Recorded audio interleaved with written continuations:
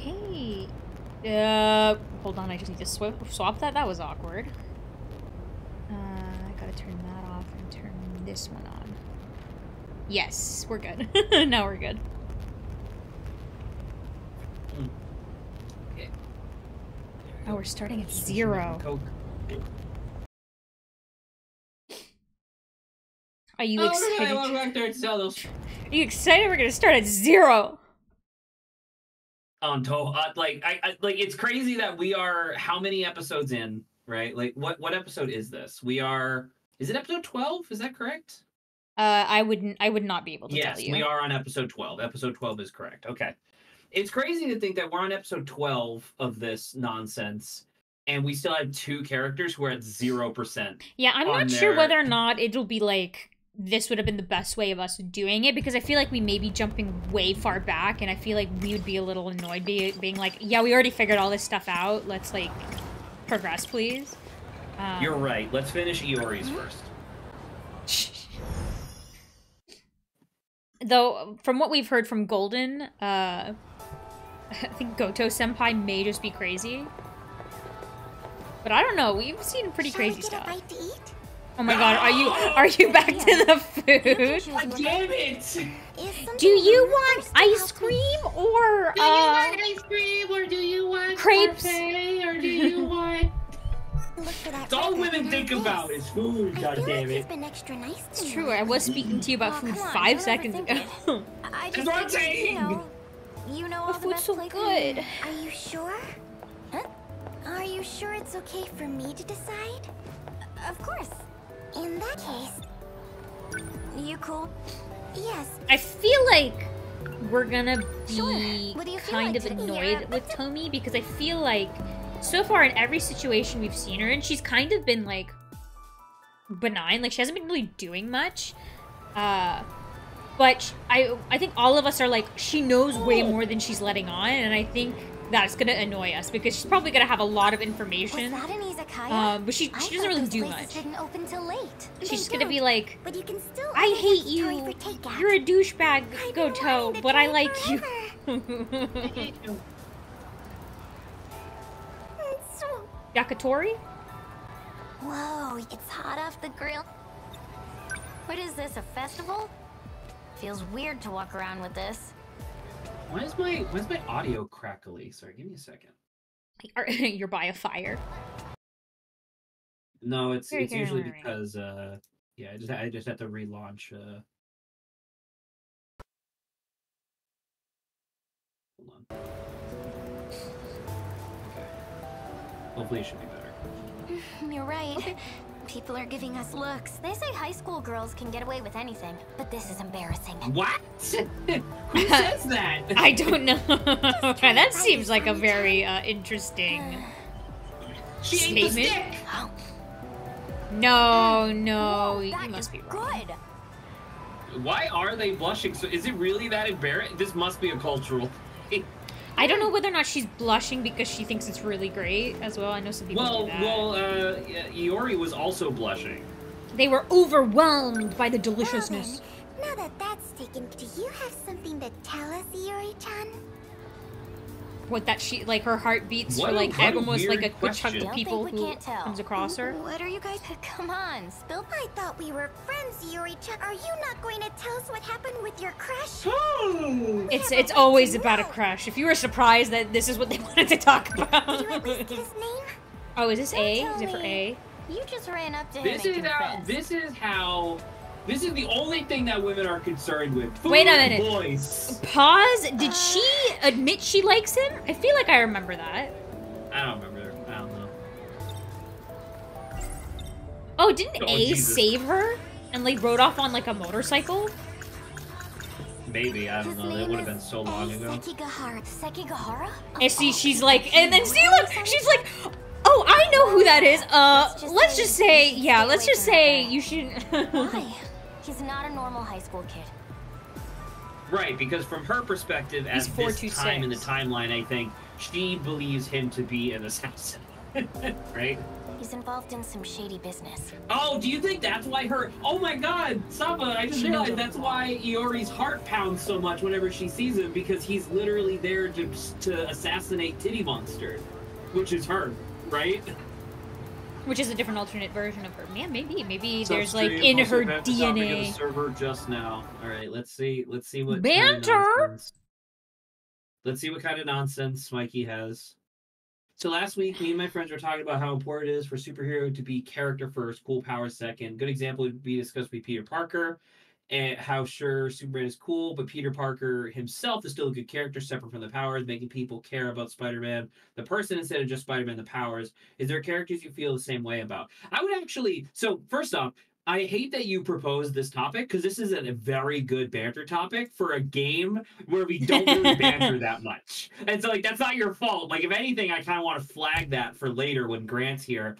I would like to kind of, with just a moment here, I would like to come to Superman's defense, where there's a lot of, like, there are a lot of comics where Superman is character first. You know what I mean? Like, I was just about to say, I don't know. The powers of a god and stuff, but like, there are so many arcs of Superman stuff where it's just about like, it's about being like a good person and like choosing to do good and be responsible by like society and stuff like that. I honestly, I didn't even understand why, because you were like going to his defense, and I was like, I'm pretty sure at the core of Superman, it's about a good person choosing to do the right thing, right? Oh, I'm just not here. I died.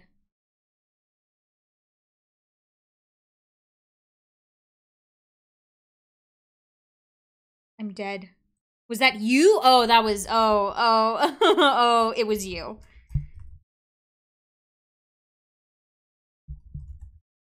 Well, let's just wait off. I know Mikey's not here. I do like this topic, though. I think a lot of superheroes should be... Oh, you are here, Mikey. Yeah, Obo died. Yeah. I was just, I told him Superman was too strong, and he got him. I'm just gonna, as I wait for him, I can bring some of that stuff up. I don't even know why...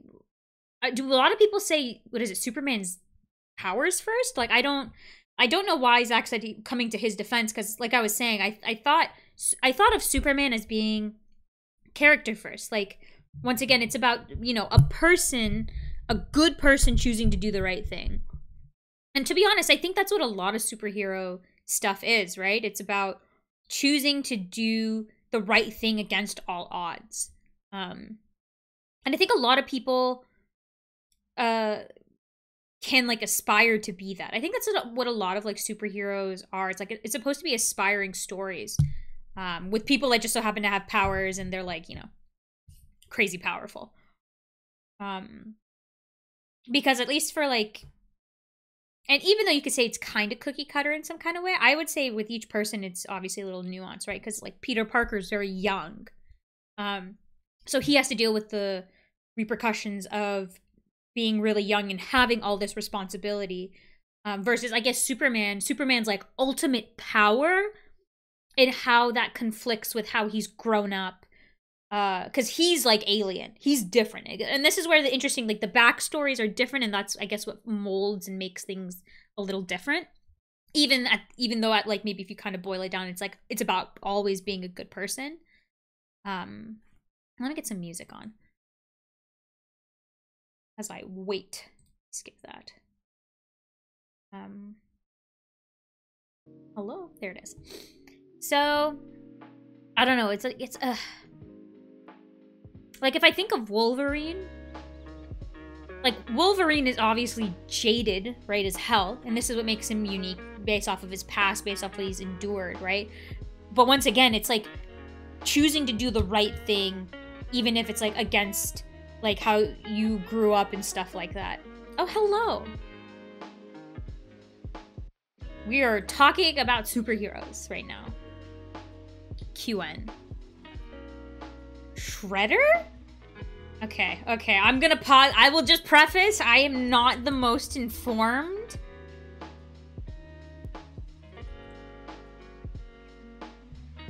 Is this a supervillain? Oh, is Zach back? Hello? Hello? Hello? Yes? Hello? Okay. Alright. That's annoying. Just getting back online. I mean, yeah, but the main issue I have is that I want to care about the person with the powers instead of caring about them due to the powers they have. No, that's totally reasonable. Obviously, you'll have, like, kids who... And I think this is going to be, like, there's a bit of a detachment between how kids view stuff versus how adults view stuff. Because kids are going to look at a paper shredder. Kids are going to look Get it to Parsec. Yeah, kids are going to look at it and be like, oh my gosh, cool powers. They may not be able to, like, you know, perceive how deep of a character someone is. But I think the core of a good story, Mike, and this is the titular point, Mikey, the core of a good story is to have a character that's good. Of course, if you want to give them cool powers, great, but it's not going to be meaningful, and you're not really going to have people that really rally behind it unless it's unless it's like the character's like good. So I mean, sounds like you guys were just having the conversation regardless, which is fine. I mean, it's probably going to be a lot of what you just said, but I do want to finish my thought. No, feel free. Before Yeah. my computer fucking shuts down again for some reason.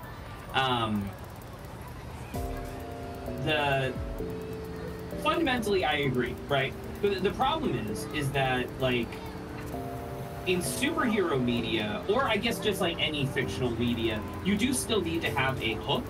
So it's like I guess like the way that sorry, QN links are not allowed. This, I guess. It's for like safety if you stuff. had to pick between Apologies for that, either a better but it is something I had to do. or more interesting powers, I think given the medium of superhero stuff, I think the more interesting powers is the thing that's going to be more successful. Because, like... I think there's probably because there's just so many heroes that now, on top of, like, you don't want to make something that's already there. Because if people are just saying, well, this is just X person. Like, just making a comic about somebody who can fly, but they're boring as hell, like, that's the worst of both worlds, right? Like, in that case, you would have to compensate by making, like...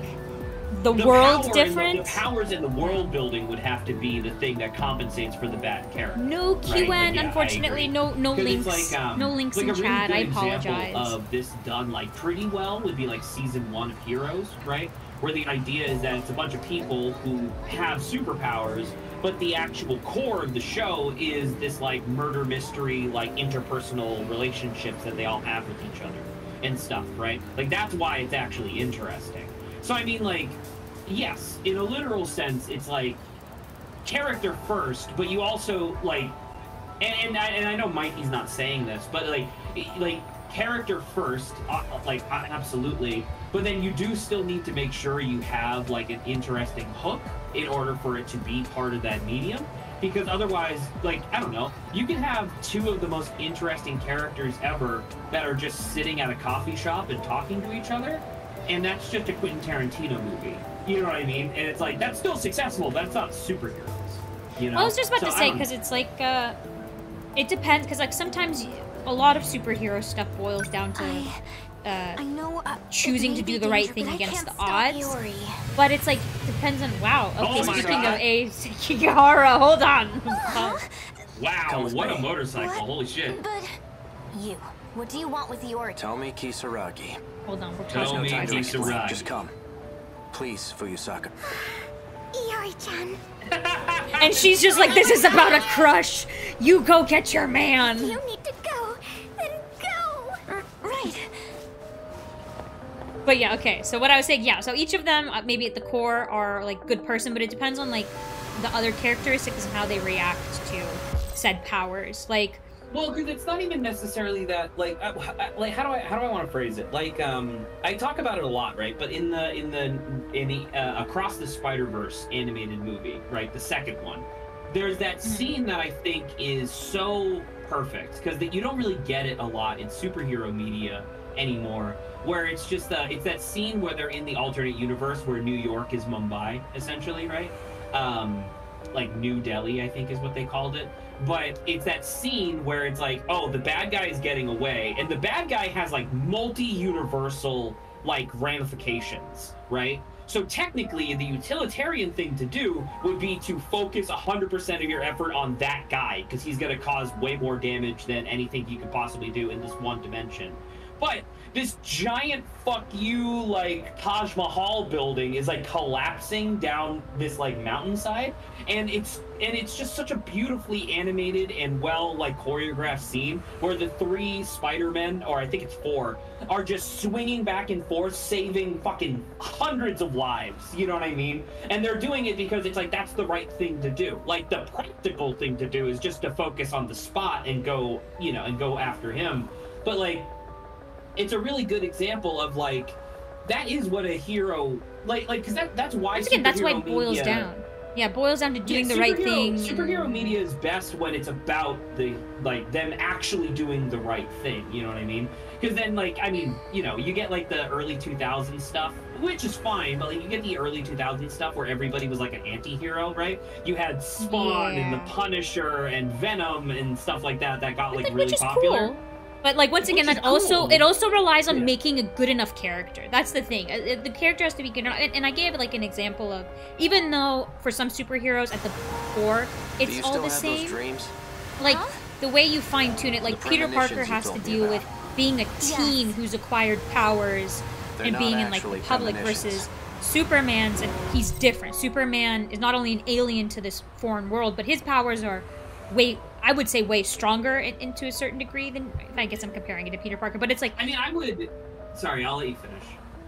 But it's like, so the way he has to deal with the problems are a little bit different from him than Peter Parker, what Peter Parker has to deal with. But, like, ultimately boiling it down is choosing to take responsibility and, like, doing the right thing. Well, I don't, like, I mean, not to kind of, because I think fundamentally I agree with the point that you're making, right? But, like, in terms of, like, the Spider-Man, Superman thing, I would like to just point out that it's like you saying that Spider-Man's thing is about being a teen and then, like, learning No, to, he like, has that. No, I'm saying that's just, like, a characteristic that he deals with. He has that. But, like, in actuality, what it is, it's actually very interesting that you bring it up, because the actual, like, thing that most Spider-Man characters are built off of is the fact that he's a very disadvantaged person, right? He's poor, he works all the time, and then despite having to work, like, all this extra stuff and deal with all this extra stress, he still chooses to do the right thing and help out his local community, right? That's like the core of who Peter Parker is as a character, which is why a lot of, like, Spider-Man fans really don't like the Tom Holland Spider-Man, because while he is a good guy, he doesn't actually, like, kind of exhibit those struggles, which is, like, its own thing. Well, I would say even inherently what you're saying is different. It took, like, Superman. So even the description you gave, Let me finish. The thing with Superman and Clark Kent is that, and you're right, because he is an alien, right? He's literally from Krypton, so it's like, by a literal definition, he is not an Earthling. But the thing is that after he becomes an adult, right, and he has, like, you know, more or less full control of all of his powers and stuff, it's still the fact that he chooses to do the right thing, which is what you talked about, right? Yeah. But it's also the fact that, like, it's not even just that he chooses to do the right thing, it's that even though he has, like, adversaries like Lex Luthor and stuff like that, right? Like, people who are, like, trying to get him to fucking leave, because he could just leave, right? Yeah, there's a lot of people against him trying to force him into boxes and stuff like that. Well, it's like, yeah, because, like, that's the thing, is that it's, like, Superman is a very interesting thing, because what Superman is supposed to represent as a, like, narrative device is he is the most powerful being, except when he's not, right? And that's part of the problem with some of the Superman narratives, is that you still need to have, like, he still needs to be able to punch somebody, and then that somebody to not vaporize into dust, right? So like that's like a problem with, like, the medium itself. But, like, the idea is that a lot of Superman's most interesting adversaries are, like, the physical manifestations of the idea of control, right? Like, Lex Luthor has, like all the money in politics that you could possibly imagine, and he uses all of it just to try to usurp Superman in whatever way. And then, like, you know, in a lot of the shows, it's Superman versus the military, because the military is like, oh, he's inherently dangerous. And it's like, yes, that's true, but the thing is that Clark Kent, the human being, would never do that. But it's on the principle, it's the risk, right? It's all these like, there's much more like nuance in like what these specific superheroes have to deal with that leads them to be more unique, and I think, you know, it's reasonable for them to exist, right? Because, you know, by a certain point, if you don't have these nuances, then it's just like, these are all cookie cutter the same thing, you know? Right, of course. Yeah. And like, you know, and I mean, it's like one of the, and then I'll get to Mikey, because I saw Mikey left a comment in the thing. I'll get to that in a second. But it's actually like kind of like spiraling off of that a little bit.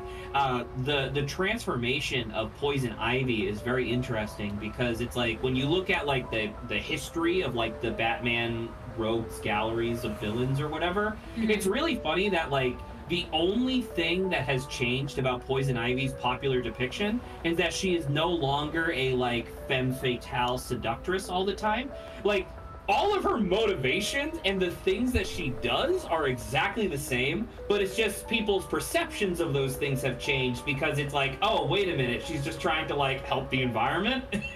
You know what I mean? And it's like, oh, it's not actually that bad. So it's really interesting, because it's like, and the reason I bring that up in particular is that even when you go back to, like, the old comics, like the old comics, if you, like, look at who, because that was one of the things that Batman, the comic book series was always really good at, was characterizing the villains. If you go back to the old ones where, you know, Poison Ivy first kind of showed up, and you start, like, analyzing who she is as a character, she's fundamentally the same. Like, maybe she wasn't a lesbian or whatever, but, like, she's fundamentally the same character. And it's really interesting that it's just, like, the context of society has changed around that character that made her more of an anti-hero, or, I guess, an anti-villain.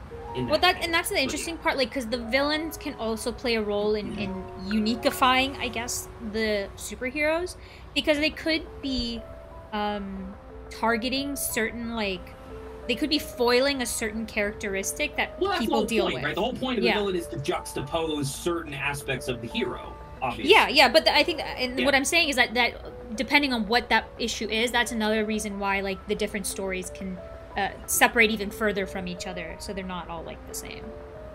Yeah. Okay, so what's Mikey's thing? It's long. I don't know if you heard Saba while you were getting back online, but my thing that I wanna is that I want to care about the person with powers instead of caring about them due to the powers.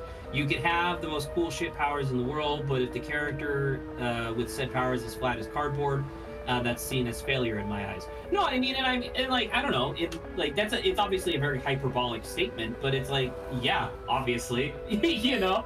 And I mean, that's why not all superheroes work. I think that's fair. Because there's a ton, like, there is infinite probably amount of superheroes, but not all of them hit, and that's probably Well, so I guess that's kind of my thing as well, that I kind of want to, because Superman was brought up as, like, the counterpoint. And the thing is that I also used to feel that way about, like, Superman as a character in the comic books. And it's like, what it really boils down to, in a really interesting sort of way, because, like, Spider-Man, Batman, Superman, like, these are not characters, these are archetypes now, which is weird to think about, right? Because, like, depending on which comic book series you're reading, Batman is like a functionally different character who just has, like, the same foundation, you know what I mean? So it's like, for the Superman stuff, I still kind of have a negative opinion of Superman in a lot of ways.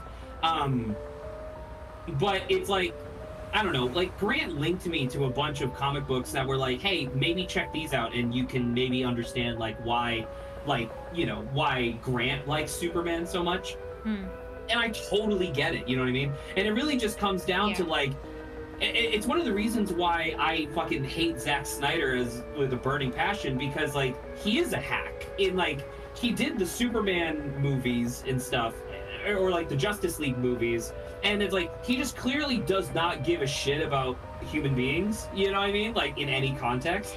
So it's like, I don't know. I guess my point being that, like, an author and a creator can absolutely dumpster a character when the foundation of that character is supposed to be much more I think a perfect example of what you're saying is that like, sometimes people refer to Batman and the archetype of what Batman is supposed to be, right? Because it's like, I think the phrase, and you've heard the phrase too, it's like, if you can't imagine Batman, like, what is it, consoling a child, then you haven't made... then that's not Batman. That's not Batman, that's like the Punisher or something like that.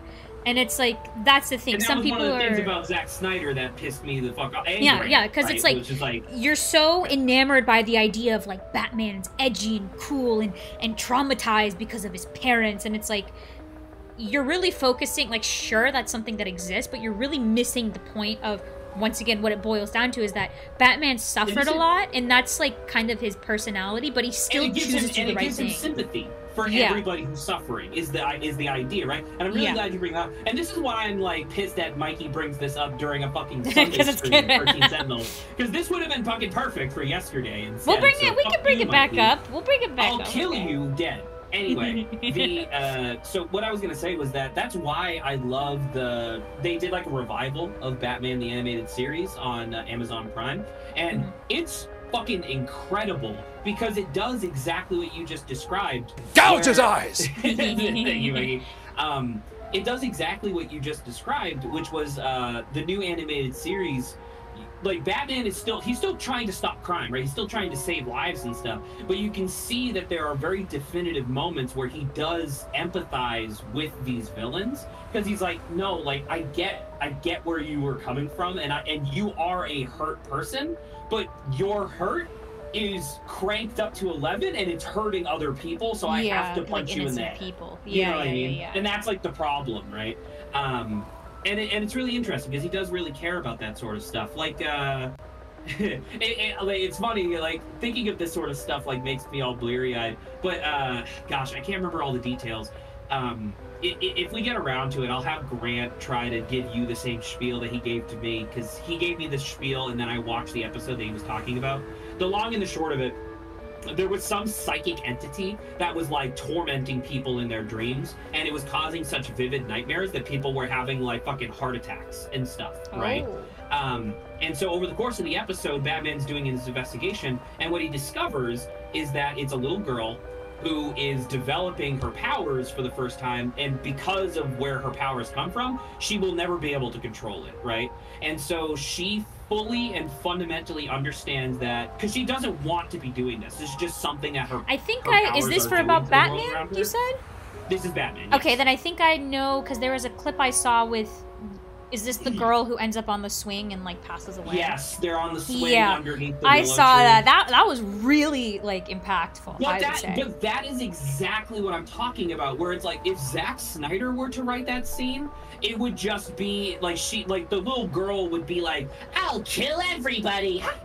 And then Batman would kill her to stop her, and then maybe afterwards he'd be a little remorseful. Then he said, "But it had to be done." Like, you know, he would say something like that. Whereas in the actual scene that occurred in the animated series, Batman sits there and they have and they talk about it and how terrified she is, and like the fact that she understands that I cannot exist, or else I'm going to ruin countless lives. And it's like, you know, and then it cuts away very tastefully, and Batman walks out from underneath that willow tree alone. And that's what I'm talking about, where it's like, Batman / Bruce Wayne as a character he has enough breadth that he can have scenes like that and it can work. Whereas he also has scenes where he's like chucking the Joker off of a roof. You know what I mean? Yeah. Like, I don't know. Anyway, my point being that it's like, I agree with the fundamental premise of what Mikey's saying, but I also feel like you can have the most boring, like, you know what, fuck it, I'm gonna talk about it again. You can have the most boring characters in the world, like fucking Calendar Man and Polka Dot Man. Absolutely dog shit villains. But then, what's his face? The guy who did Guardians of the Galaxy, what's his name? Wrong person to ask. What's his name? Now that I'm trying to remember, I can't think of his fucking name. Whatever. He's in charge of the DCU. Yes, James Gunn. Thank you. Yeah, definitely. James Gunn looks at these fucking joke ass like side villains and stuff, and he sees where these villains can, you know, really shine, right? And he's done it like fucking 4 times in a row now. He did it with Suicide Squad, Suicide Squad 2. I love Codman King. Well, hello, Golden Wise. Thank you for joining us. But you know what I mean? My point being that, like, you can have the most boring shit character or boring shit powers in the world, and then with a good writer, you can turn them into something interesting. Because, like, So even anyway, then this out of itself this is a long, thing, rambling way right? of me just saying I agree with Mikey. Because it's like, yeah, I was about to say, because even that, in that of itself, like, having a power which a lot of people would think, like, this is a stupid power, that's also something you can cope, like, a problem, like, a character can try to cope with, Future you know? technology does have Like, that the entire, like, capability. society is like, wow, you're garbage, you know, you can, like, inflate your body like a balloon? That's what a Correct. loser. Just as you saw in your dreams. Okay, what's happening? Dreams! If that's true, are Amiguchi-kun and Kurabe-kun the same? Kurabe? You're acquainted with Tamao-san? Tamao? No, I meant Juro Kurabe from my class. He's like, what the frick? That's Juro so that's Izumi? it. Why did I have a memory If I had to guess, no. It's better you hear it from her direct. from Miss Morimura? We'll be seeing her soon. Why is he going to Miss Morimura? To kill her? This to is motorboat you. them titties and then shoot her in the head? She's not going to be the kid, right? I hope it's not the child. Looks like we Although got the here child first. has always been here, so maybe. Yeah, so Let's wait kid. here. She's going to be like, so, What is it? you know I like you. Hey, Yeah. right. Would you mind if I called you Akun? If that's what you want. He's so No, I think his whole situation is just crazy. I don't even know if he even has the luxury. Oh, is his brain What's still wrong? separating? Yeah, of course. That's really interesting because that would have hypothetically been That's the first right, time and that once we then the first saw one- him Hold on, when did I... take the same pills as That's what he said. If that was a what's her name? something's gonna... That's What's her 120 name? years from... Moimura? Shinonome. Shinonome, Was yeah. it a premen? Moimura Maybe not gave one. it to She's him. still gotta love her though. Every day they keep me up. So sleepy. Miwa-chan loves talking. Usami-chan, she has read. Are you okay? You know, I grew up just like right here in Ashitaba City. Well, 80 years into the future. You saw it, right? It'll happen here any day now. Just as you saw in your dreams, this town will come under attack by the If those Why the dreams were diamonds? Miss Morimura's memories, that's why you both came here, to fight the kaiju. Not Morimura. Yeah, so Not her, anymore. she's changed. At That's this what we point, kind it's of. up to us. Well, That's some what we people think. speculated. Because as far as we know, her motivation is that she wants to get the password to shut down the Daimos. That's what we understand her motivation to be. But yet because A is clearly of a separate initiative for whatever reason, and he thinks that she's like trying to destroy the world. But I haven't gotten that yet. Maybe she is, maybe she's not. I don't know. Because by the way, the last person that told us that Moimura is actually trying to do something nefarious was the guy who committed acts of terrorism. Right? So it's like I don't know how much I can trust that. The compatible ones. Those capable of altering this world. You're one of them. But this world is beyond saving. See? Doesn't he sound like a bad guy? Huh? Would you like to come with me? We can go back 16 years and try again. The city may go down, but it won't take us with it. How does that actually work within Remember, the there's, mechanic like, a that we weird understand the time thing. world to have? Well, the first thing that kind of altered maybe our perception a little bit was, what is it? Izumi going back with Fuyusaka-san, and then they did apparently stay in that world for like 12 No, years, it was but not, that's... it was not A. It was not not A. A. It was Izumi. That's what I said. You said A, Saba. Why was it Izumi? Whatever. But Izumi and Fuyusaka, but I think that was also potentially because the Daimos were too far away and it took them X amount of time to get there. Izumi and Moimura, yes. But that's the thing, is that once again, it's like I think we've thoroughly established that time travel is not real. The quote-unquote time travel is them either just teleporting to a different sector, which is separated by 40 years, or delaying their travel to a sector until the loop in the sector matches the time period that they're trying to go back to. Right?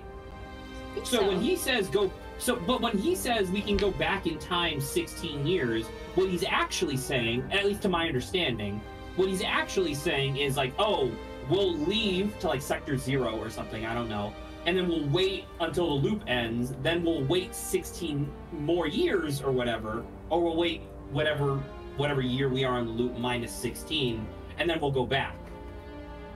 I think so. There isn't time travel, but there is time travel. But that's what I'm saying, though, is that it's like... weird. No, but sorry, to finish my thought, because I realize I keep interrupting myself. If the Daimos destroy the sector, how is there a loop at all? Right? Yes. Isn't that how that works? Well, let's... Yeah, I did say, yeah, there's just, again, it's crazy like, stuff. I just don't understand, like, if the Daimos come and destroy the city, that is the sector gone. Like, there is no more loop after that, at least as far as I know. We'll win next time. Miwako. What about Miwa-chan? She's still here, and so are my parents. What would happen to them? They're not They'll real. be attacked by the Daimos, and that'll be it. But your parents aren't real. There you go. Chihiro Morimura came here from Sector 1. You're no different. Oh, come on. Man, ladies really do be just accepting whatever a cute boy says to them, huh? They're my family. If you decide to stay here, you'll perish along with them. I don't have a choice, do I? Well, actually, I can't leave because I got shot in the chest by my dumbass co-high schooler with her magic gun. In that case, just like in my dreams, I'll fight and protect everyone. And how do you plan on doing that? I don't Juro know, has no karate? memory of what happened, Karate? but I expect you'll have his help. You mean Kurabe-kun? What about you? Won't you be fighting too? Ryoko-san and I. So the answer We is don't have much yes, time but left. just not in the capacity, like not him. It's not him anymore, right? It's like an alternative I can't version of afford him. to stay around. Oh, That's the kind of guy I am. I don't deserve your love. Do you get it Fuck now? up, nerd. This is teen angst at its finest. A-kun. Well, you know what? I'll go check if Miss Morimura's here yet.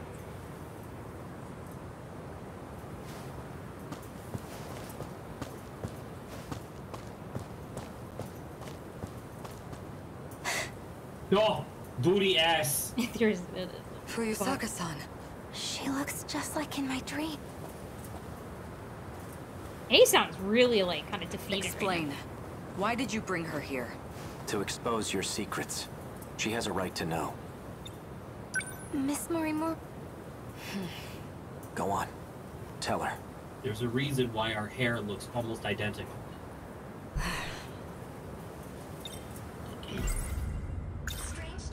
Is it true? Are my dreams really your memories? Why would you do such a thing? If you're not gonna talk, I'll do it. You wanted to write your memories and personality onto Fuyusaka, right? So you could someday take over. What? She was trying to assume your identity. Fine, I'll explain. She's like, we are the same That person. was my intention, like, but things have changed. technically. Oh? Operation Aegis is all we have left. So then, what's going to happen to me? Well, I hadn't gotten to the final step. You'll continue on as Iori Fuyusaka. So, okay, because she is a clone, right? Like, we do know that she is a clone. But she has her own personality because she grew up and had her own life, right? Mm-hmm. Okay. Whatever the fake, even if it's You fake. do carry my memories within you.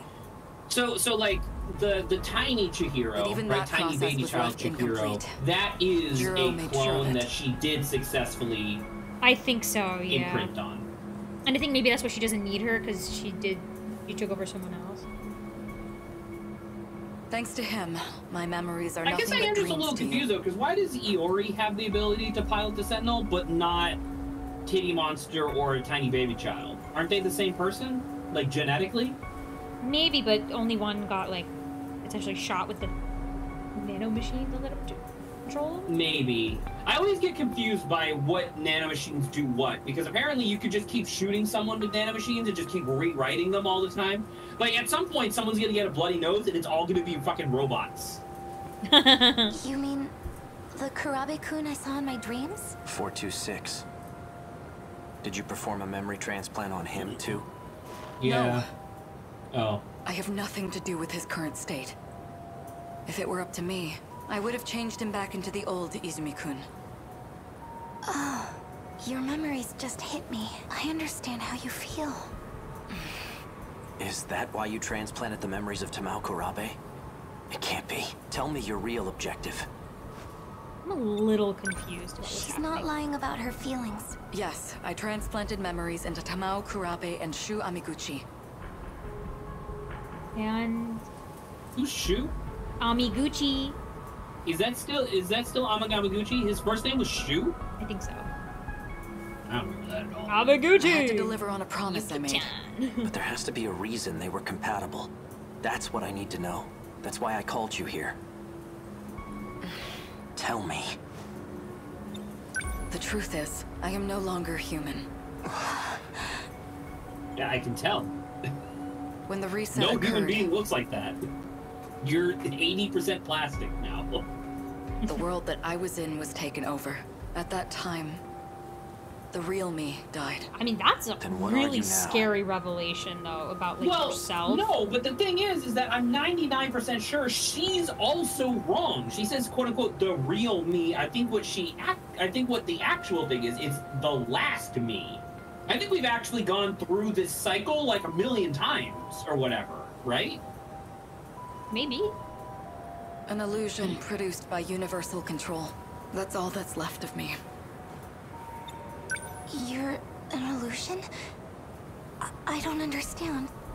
How did that happen? Isn't Sector Zero supposed to prevent that? Going there allows you to escape to the next world. The concept of living through a reset is something of a misunderstanding. In short, it's not possible. Sector Zero is unique. Going there is not akin to a typical sector shift. Instead, it scanned me in as data. And with that data, universal control did its work. Made a new clone and stuff and implanted the new. That's the whole fucking point of the looping and stuff. Yes, we It know created this. a perfect replica of me in the next world. So that's what a loop really is. There are 15 humans capable of carrying out the plan. What plan? Can you list them for me? All of them, please. All of I the just wanna- people. like, there's maybe 2 people in that list that I would like to know. The plan made in the year 2188 to continue the species. Which I also think is incorrect. I think it was 2188 is when they made the initial plan, and it's been fucking thousands of years or something since then. But I'm no longer a part. I'm nothing but a doll, held captive in the 5 sectors. I'm incapable of fulfilling my mission. So you turn to the version of you who was born into this world, Iori Fuyusaka. In time, she and you would be one and the same. That's how you plan to reclaim your humanity. Sekigahara-kun, I gather you intended to make use of Sector Zero as well. Well, he's like, well, now I Well, freaking I can. Well, I'm sorry. I mean, this is a tangent, but I do want to point out, because once again, it's like, haha, funny, big butt, whatever. But I do like how in almost every like Delaware game, when you do have a character that's like this, no one acknowledges it. You know, like it's just like she might as well just be a plank of wood, just called Chihiro Moimura, and it would be just as effective to the characters. And I always find that really funny, I guess. You would be correct. And you planned to put a stop to Operation Aegis, didn't you? Why would you Yes. want to stop it? By killing you. Huh? Are you going to shoot me right here and now? Is he like, is it gonna be worth You it? can't do that! If Operation Aegis were put into motion, this world would be cut off from universal control. But why does Huh? why would you want to do that? Because then no one can try to no one fight would them be able off. no one would be able to continue on into the next cycle. Yeah. So, what part of that? Like, okay, I wonder. Okay, hold on, Saba. I'm thinking about this. what if the plan is to get all 15 of the compatible people into a fight, right, with the Deimos? Because those 15 are the only people that the command module, or not command module, the command code, like the thing that attracts the Deimos, those are the only people that can work. And then what if we literally just jettison that off into space? And we're like, fuck you! Right? So that way the code can't continue and the Deimos will just follow them into space or whatever. All of these seem like, it's like, it feels like everyone I hear from, it's like, this is not the answer. Like, you're partially thinking about it, like, maybe correctly, but I don't think it's the best answer. Are making tons of assumptions about everything. Yeah. Data stored in Sector 0 can function independently of UC. In other words, you'll continue to live, human or not. So that's the way it is. Ryoko-san and I, we never had a way out in the first place. Aikun! I'm pretty sure that's Ryoko is Shinonome, I think. Yes, it's Ryoko Shinonome.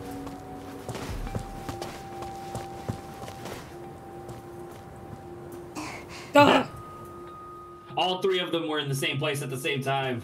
Also, did you not notice the small child? I don't know if that Moimura has the same memories as the other. Oh, I don't know. It seems like she was concerned about something, but I don't know what it is. We'll have to see if she... I'll protect you. Let's do this together. If only I had the courage to take your hand. That would have been for the best. What's happening? What are you doing instead? Where are you going?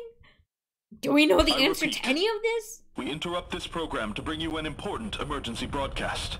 Things are attacking us. A large, unidentified object has crash-landed in the city. It is headed north toward Kasumicho, destroying everything in its path. A state of emergency has been declared in Ashitama Yeah, this is City. her being like, I'm gonna fight even if Aikun ran away from me. Well, this would be what we saw in the prologue, right? This is her about to fight. It really came. Only one thing left to do. Aikun Sentinel. Hey, are we about to like go into another memory right as like she's about to go into the battle? So she followed him. Wait! First you show up at school all of a sudden, and then you pull me away to a place like... Stay still. He's gonna shoot him? Huh? What? He's like, where can I shoot you? I'm not ready for this. Why is that the first assumption? I mean, I guess, but... Found it. Oh, it's her thing. Okay, she was already shot. Oh, he's Place to be literally shot. touching all the different spots, being like, where's your code? Whoa, what is that? An activation switch. It's used to call your sentinel. Don't move. That should do it. If what 426 said is true, that's all I need to do. Do we remember what that working means? for 426? No, I don't. I registered I my don't sentinel. know. Maybe he Sentinel was number like, 15. oh, you can change It's a people's robot sentinels? used to fight the Deimos. It was mine, but it's in better hands with you. Well, we already knew that pilots can bequeath their sentinels to other Yeah, people. but We which already knew sentinel that. is A in then? He just said 15. No, he said he gave Fuyusaka 15. Oh, yeah, that's true. I don't know. I don't know which one he's in. It really was worthless in the end. Don't say that. Fuyusaka. Huh? Never mind. Just forget what Morimura said, alright? Believe in yourself. What an edgy guy. What what happened there? Shadow the Hedgehog if he was a human being. Just as Aikun's, I'm going to believe in myself. Mom, Dad, Miwa-chan, and the rest. Wow. Didn't even think of Tomi? I can do it. No, man. I can protect. She's in the It's rest time. category. I may be just a schoolgirl, but now I'm a schoolgirl with a giant robot. There you go, Mikey. A person choosing to do the right thing, even with, I guess, sentinel powers. If you can call it powers, I can't.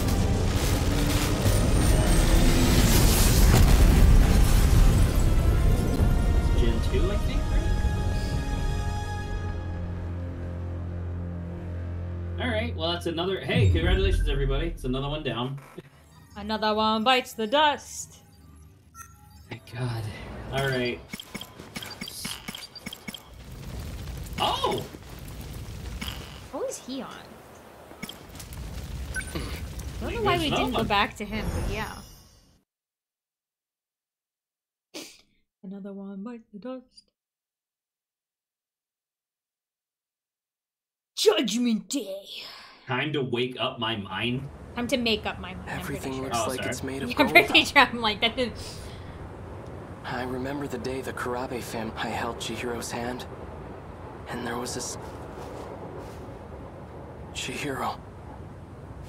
I feel bad for him.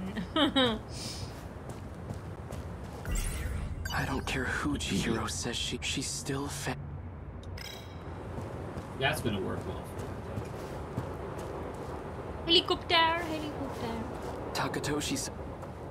You actually showed up? That Sentinel belongs to us, doesn't it? Why wouldn't I show up? So that's where... Yeah, the Sentinels inside that building. Strange, as pretty soon, all this will turn into a battleground. We'll be fighting in a place that's supposedly in the... This is what we've been training for. Odd circumstances aside, it's an honor to fight using such incredible weapons.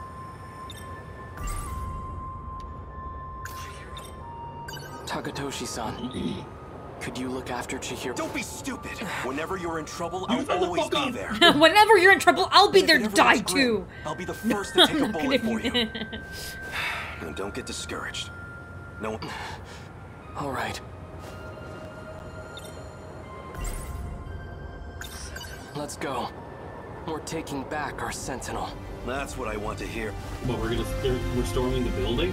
Is that the scene? There it is. Just how I remember it. I thought the place was completely wrapped up. Another one? Jesus.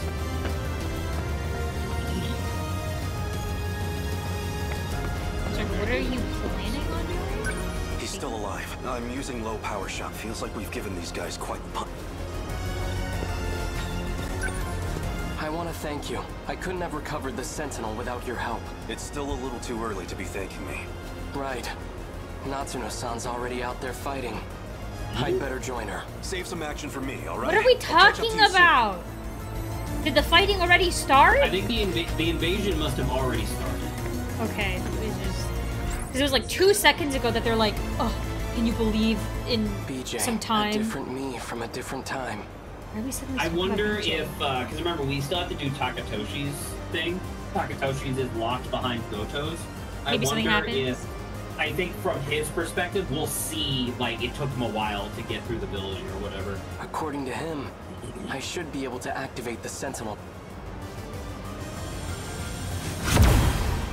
I feel bad. His is the only one that's like a legit scar. Like an actual... It worked. All right, no time to waste. Natsuno-san, can you hear me? Miura-kun, I thought it was all over. Just stay put. I'll be right there. Okay. I have to protect my family. And everyone I hold dear, even if it costs me my Okay, life. well, Miura-kun's cute. Very Do the final noble, battle. noble spirit. Even if he looks very tormented. Did we get everyone else we could? We have three that we've essentially not touched. God damn it. I'm just struck by like how daunting it is that we have 3 entire campaigns to do. Yeah, I think we should leave Goto last. Did You you want want Goto last? Yes, I feel like his is gonna be the craziest. Well, actually we can't leave Goto last because we need Goto in order to do Takatoshi. Oh, well, I mean, it depends on how far deep he is. But we could do A if you want, or we could start Tomi. I want to do Tomi, I think. Okay. Because I don't know what the fuck her deal is yet. You know what I mean? Like, she's the only one, as far as I can tell, that isn't super connected to anything. No, Like, but this is knows the a thing. lot of She stuff. knows a lot of stuff, and I think that's what we're gonna see. What exactly happened to her, and why exactly she knows what she knows. But why? She isn't acting. Oh my god. We have a lot of stuff to catch up. Okay. All right, you let me just go. Okay, during the Battle of 2025, he sustained brain damage. Was nearly reduced to an empty husk. To prevent this outcome, Moimura created the new personality Kurabe and implanted it into him. Kurabe's memories are being manipulated by Shiba through videotapes, but Shiba is quick to wipe his memory whenever it gets too close. Although Izumi, who's Megumi Yakushiji again? Megumi is the one you hate, Saba. Okay, good. That's why I'm happy I don't remember her ever. Knew it is nearly gone. Kurabe still remembers fighting in the Sentinel and his feelings towards her. When 426 was arrested 1 loop ago, it became clear that 426 and Izumi are genetically identical due to the incompatibility between the violent memories of Izumi and that Moimura transplanted in the gentleness that Tamao created. Stop. What? Stop. You are reading through this quickly because you want to get this done. I get it. Yes. We just read something fucking insane due to the incompatibility between the violent memories of Izumi of 2 loops ago. Did we go through a loop then? Another loop? Isn't that the thing where he started killing people? And then maybe it reset? So there was captured Izumi, and then there was the loop that came after that where he was out to like murder people because he's like, this is to how to prevent this. But then loop reset again. What triggers a loop? What triggers a loop exactly? Maybe it's like a certain time frame? Well, I was kind of functioning under the assumption that at maximum a loop would take 40 years. Because that's the duration that each of these things has, right? So the idea is that, like, imagine you're born and then you get to like age 36 or whatever. Like you're born 4 years into sector whatever, like sector 5. And then at 36, the universe, like that sector shuts down, your memories are uploaded to sector 0, and then seamlessly your memories as a 36-year-old are uploaded into the next sector as a 36-year-old who then gets to live to be 76 or whatever, right? Like that's what I understood looping to be, because while your conscious memories move to the next sector and it moves seamlessly as far as you can tell, the previous sector that you just came from, everything shuts down and starts again because they're essentially just dishwashing, like, you know, society over and over, right? That's what I thought. And then I thought that if you needed to, you could trigger a loop early in case something bad was happening, right? That's what I thought. Maybe. Which fucking Izumi are we talking about here? So when 426 was arrested 1 loop ago, it became clear that 426 and Izumi of 1 loop ago are genetically identical, which means that 426 isn't actually Izumi. And we kind of said this, or rather you kind of said this, where you were like, I think there's a good Izumi and a bad Izumi, right? Which is correct. 426 appears to be the bad Izumi. However, if 426 is the bad Izumi, as far as we can tell, the bad Izumi, why is A working with him? Well, that was weird. I'm not sure whether or not he's working with him or 426 gave him a piece of information that was like factual, and even though A didn't like it, actually correct. But then, like, okay, I guess that's fair. Okay, that makes sense. But then it says, due to the incompatibility between the violent memories of Izumi of 2 loops ago that Moimura transplanted, the gentle artificial personality that Tamao created, Kurabe nearly had a breakdown. To avoid this, Shiba turned those memories into something tangible to allow Kurabe to perceive them as mere dreams. So the Izumi that's in the cat, right? The Izumi that is in the cat was from 2 loops ago, and he was the violent terrorist. That's what that's saying, right? Yes. But was it in the cat, or was it in the one that kept jumping around from people? Well, the cat was the one who was manipulating his memories with videotapes and stuff. Yeah, this is why it's confusing, but like... Well, no, Shiba doing this on purpose. Shiba is 426 that jumped from dying Tamao-san into Kurabe. Well, maybe... A little bit of yes, a little bit of no. The Shiba, my understanding, and this might be different, my understanding is that Shiba is purely data, right? I don't think That is Sheba evil or the, 426. I don't think Sheba or the cat were ever in somebody's body. Because remember, that's his whole objective, was that he wanted to replace Karabe's memories with Izumi's memories, i.e. his violent memories or whatever, so that way he could have a body back. Yes. And I believe in what is it? The one that jumps around people's bodies. I know that's He's the also evil Izumi, 426. he's just a different guy. No, He's I just a know. different Izumi. So I'm trying to remind myself where the cat came from. The cat and Sheba are the same guy. They're just presenting themselves to do different people in different forms. See, so because that's like, if I could probably imagine, like, you know, him uploading himself into like multiple people, but once again, I'm just like, I just don't remember how the cat got into Megumi's mind. Like, for example, we know that the 426 that was in the robot bodies and was like jumping around in the robot bodies, we know isn't the same guy as Sheba / the cat, because Natsuno isn't hallucinating anybody. Yeah. Right? Because if that was the same guy, hypothetically, he would just do that same trick on Natsuno because she has a head full of feathers. And it seems like it'd be really fucking easy to manipulate her like that. Yeah. Okay. Well, let when me. the kaiju appear in 1985, Sheba can't take part in the battle, so he entrusts everything to Karabe. Karabe then activates Sentinel number 13 in order to support Iori Fuyusaka, who joined the battle before him. Yeah, I remember that. Remember that like weird scene at the very end where he was trying to act all noble, where it's like, well, you gotta fight, and it's like, you're a terrorist. Well, then once again, it's like he was like, it was like, oh yes, so now you understand, and I'm like, we just missed an entire segment where apparently he was saying something to him, and it actually made sense, and Karabe's like, yes, I understand. I'm like, I don't understand. Why won't you tell me? So there's a really fascinating thing, and then we'll keep reading this in a second, but there's a really fascinating like facet to this game, which is that like we're only playing 3-hour blocks, actually less, because we do a lot of this, right? We do a lot of this like discussion sort of stuff, but I don't think I would be able to survive playing this game for like 4 hours plus. I'm pretty sure I would have a brain hemorrhage and die. You know? So it's weird because it's like we're playing it at a really slow pace and we're getting the story really slowly. But I feel like if we got this information any faster, I might just like swallow a pipe bomb. Well? In 2188, Jurozumi has the rank of Major, making him the superior of Takatoshi and Megumi's father, Nozomu. Okay. Izumi looks after Megumi for Nozomu. Okay.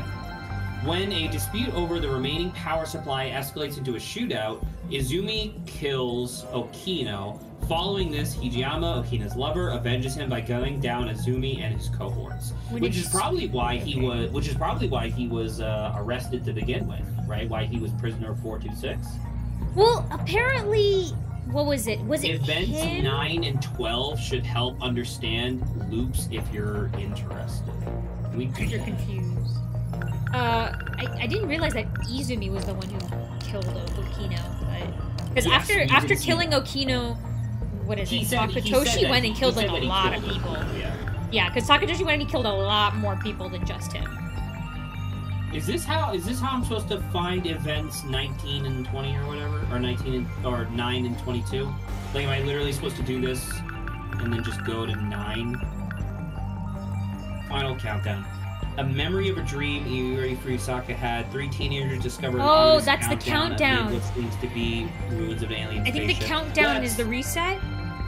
Yeah, I mean that makes sense. Let's do 22. 22. Tetsuya Ida installs 426's data into an android in order to extract information from him. Before long, Iori Kitsuragi runs in, opposing the plan, take her over the human Kitsuragi's body. Ida attempts to delete 426 once more, but right under his nose, 426 takes over Kitsuragi android and makes him escape. That doesn't seem to explain much about the... I meant 9 to 22. Oh, so it's everything, so it's like 9, okay. Escape from the End. A memory of a dream Jiro Karabe had as the Earth's crust crumbles beneath the buried UFO. The three teens plan an escape from the past. Okino, unable to set a timer on the transmitter, sacrifices himself and allows... Oh yeah, that's interesting. Is that why potentially Okino doesn't know everything? All three of them were there, but they're remembering it from different perspectives. That's kind of neat. Yeah. The two survive. A memory of a dream Jiro Karabe had. Thanks to Okino's sacrifice, Jiro Izumi and Chihiro Muimura were successfully sent back to Sumeri Bridge in the year 2089, with bittersweet glimmer of hope in their hearts that the two of them would begin to move on. And that is in Sector 1. All of these are in Sector 1. Got it. A movie scene. A memory of a dream Jiro Karabe had. The two of them succeed in destroying a facility associated with the Interstellar Development Project, but are quickly detected by authorities. And that is still in Sector 1, though. So it's like, why do they have a facility for developing interstellar stuff? I mean, I guess you still have to do that, right? Like, you can't just hunker down in your... Because once again, I'm still functioning under the assumption that this is a space station floating in space, simulating a world, right? Yeah. This is them trying to destroy the Deimos factories. Okay. Prisoner 426, one of Jiro Karabe's memories. Prisoner 426. So he got captured. Jiro Izumi. There, His question. So he gets captured after that scene. Okay, in an underground interrogation room under the strict supervision of Officer Onishi. Young Jiro Izumi and Okino are brought in, but neither admits to recognizing him.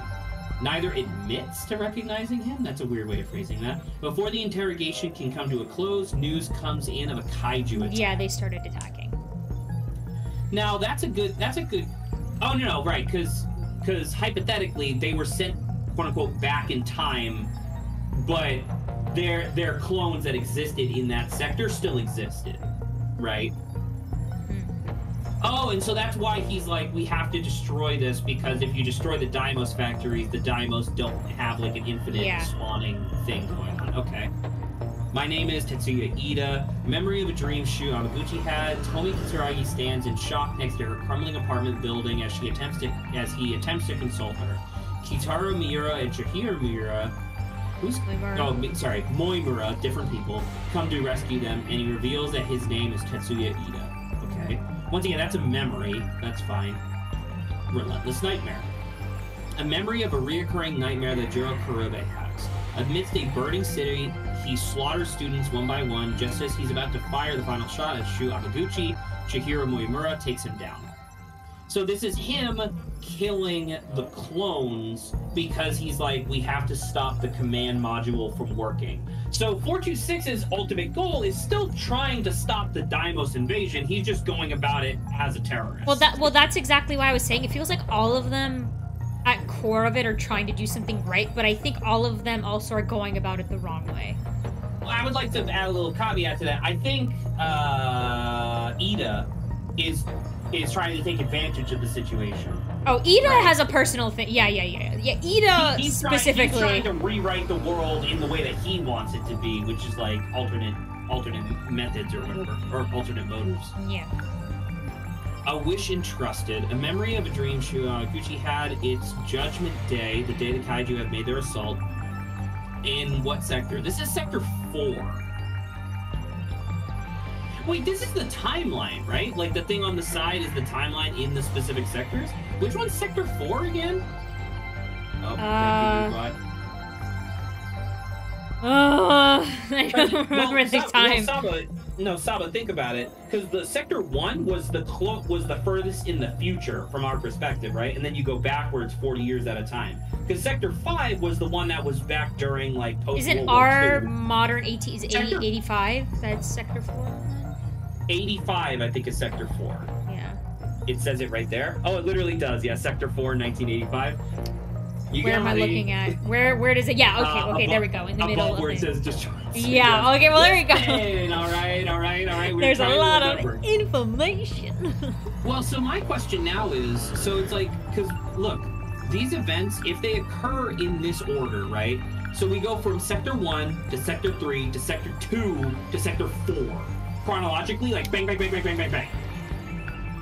This is weird. So, because what if this, right? So he escapes from Sector 1, flees to Sector 2, but maybe doesn't understand Sector 1... that's not...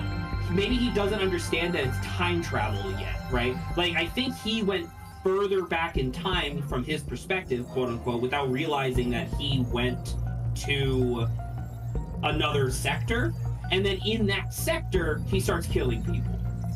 Well, because Sector I think 2 the was like the first one assaulted, I think. Kaiju started attacking, and he managed to get to Sector 2 instead, right? Is that what we're saying? Well, that probably helped facilitate his escape. You're certainly right.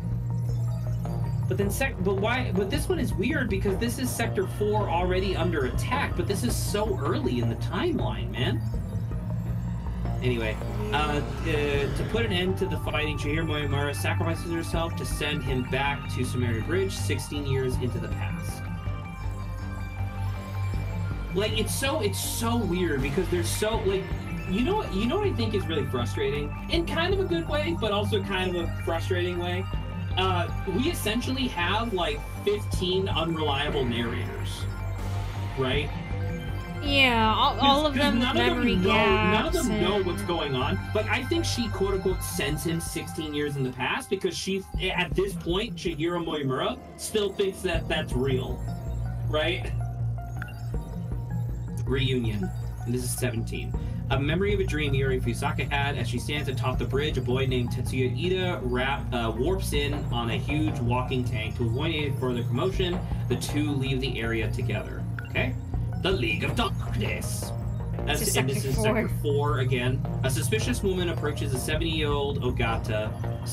Ogata, reminded of the TV show Kamen Hero, believes her to be one of the villains and runs for his life. Unfortunately for him, she has no trouble giving chase and succeeds in injecting him with nanomachines. So this seems like it's the dawn of the plan to make Sentinels to fight back against the Daimos, right? It's like I'm starting early. Moimura saves Ida from Izumi and then sends him to Sector 0 to get him to go back and warn her of what happens. Right. But Golden-wise, so A, that makes sense, right? Because that's my understanding as well, right? Is that if you're doing anything that is not in an interval of 40 years, you're sending them to Sector 0 temporarily, right? Like, that's what you're doing. You're sending them outside of the loop to then come back in. My question is, when Moimura does that, does she think that it's still actually time travel? Well, or clearly at the end, does she understand? At some point she knows, right? Because that's the scene we just saw with Fuyusaka and A, right? Where she's like... Correct. Is that she knows that it's about sectors and not actual time travel. So I'm wondering at what point in this timeline does she learn that sectors are an actual thing and that it's not time travel? Because this seems like the beginning of a plan to, like, oh, we're gonna put compatible people in Sentinels, and once again, I believe the compatible people are the non-generated AI personalities. Like, I think that that's like very key to the narrative. This seems like the dawn of that, almost as if like, because hold on. I don't know if I want to do this right now. You gotta love every single time he says that. I think it's so funny. I mean, that's partially why I named my name that, but it's funny because it is a common parlance like term of phrase. Destruction. I'm not doing this right now. Yeah, Ogata's number 1. Interesting. So he was literally the first one that they injected. That's really interesting. Huh. Get the fuck back in there, all right? We're doing all this shit right now. And we still don't even have all the events, but we're gonna try. Darkness. Right. Bridge standoff. A memory of a dream Iori Fuyusaka had. Juro Izumi and Chihiro Moyamura have a standoff at Sumeri Bridge, pleading for her to let him pass. He reminds her of their relationship, but she cannot forgive him for his murders in this world, which is Sector 1. Yeah, we're back in Sector 1. He does commit 1. Acts of terror, but didn't she also commit acts of terror? Or did she, like, give up, I guess? Well, they both destroyed, right? They destroyed a facility, factories. which, like, I'm pretty sure, probably had casualties, right? Also, hold on. Sorry, I'm stupid. Where was he? He's in prison here, right? And then the kaiju attack, and he escapes. Yeah, so what happened to Moimura? Did Moimura get captured? No, hold on. What the fuck is this? We're apparently back in Sector 1, not destroyed by kaiju. Did a loop happen for this sector, and they just, like, went out and came back? Is the facility, is the sector so vast and so incredible that it can automatically reconstruct the entire thing? Because, like, technically, if you just pause everybody's AI, you can take as long as you need to reconstruct everything. But, like... Sorry about the crackling? The dinos have something that's similar to slime. Point, so why is everything fine?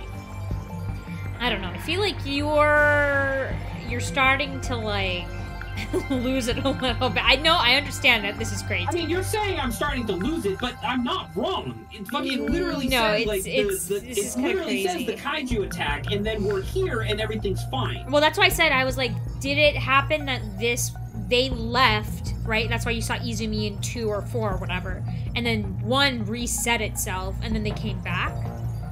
Right, I guess what I'm saying is, the looping process, I thought the looping process was just like taking people's digital memories and like reasserting them or whatever, right? Is there actually a process in which everything can just be reconstructed automatically? I mean, I guess that makes sense, like if you literally have like AI robots everywhere, but that wasn't really a factor in my mind.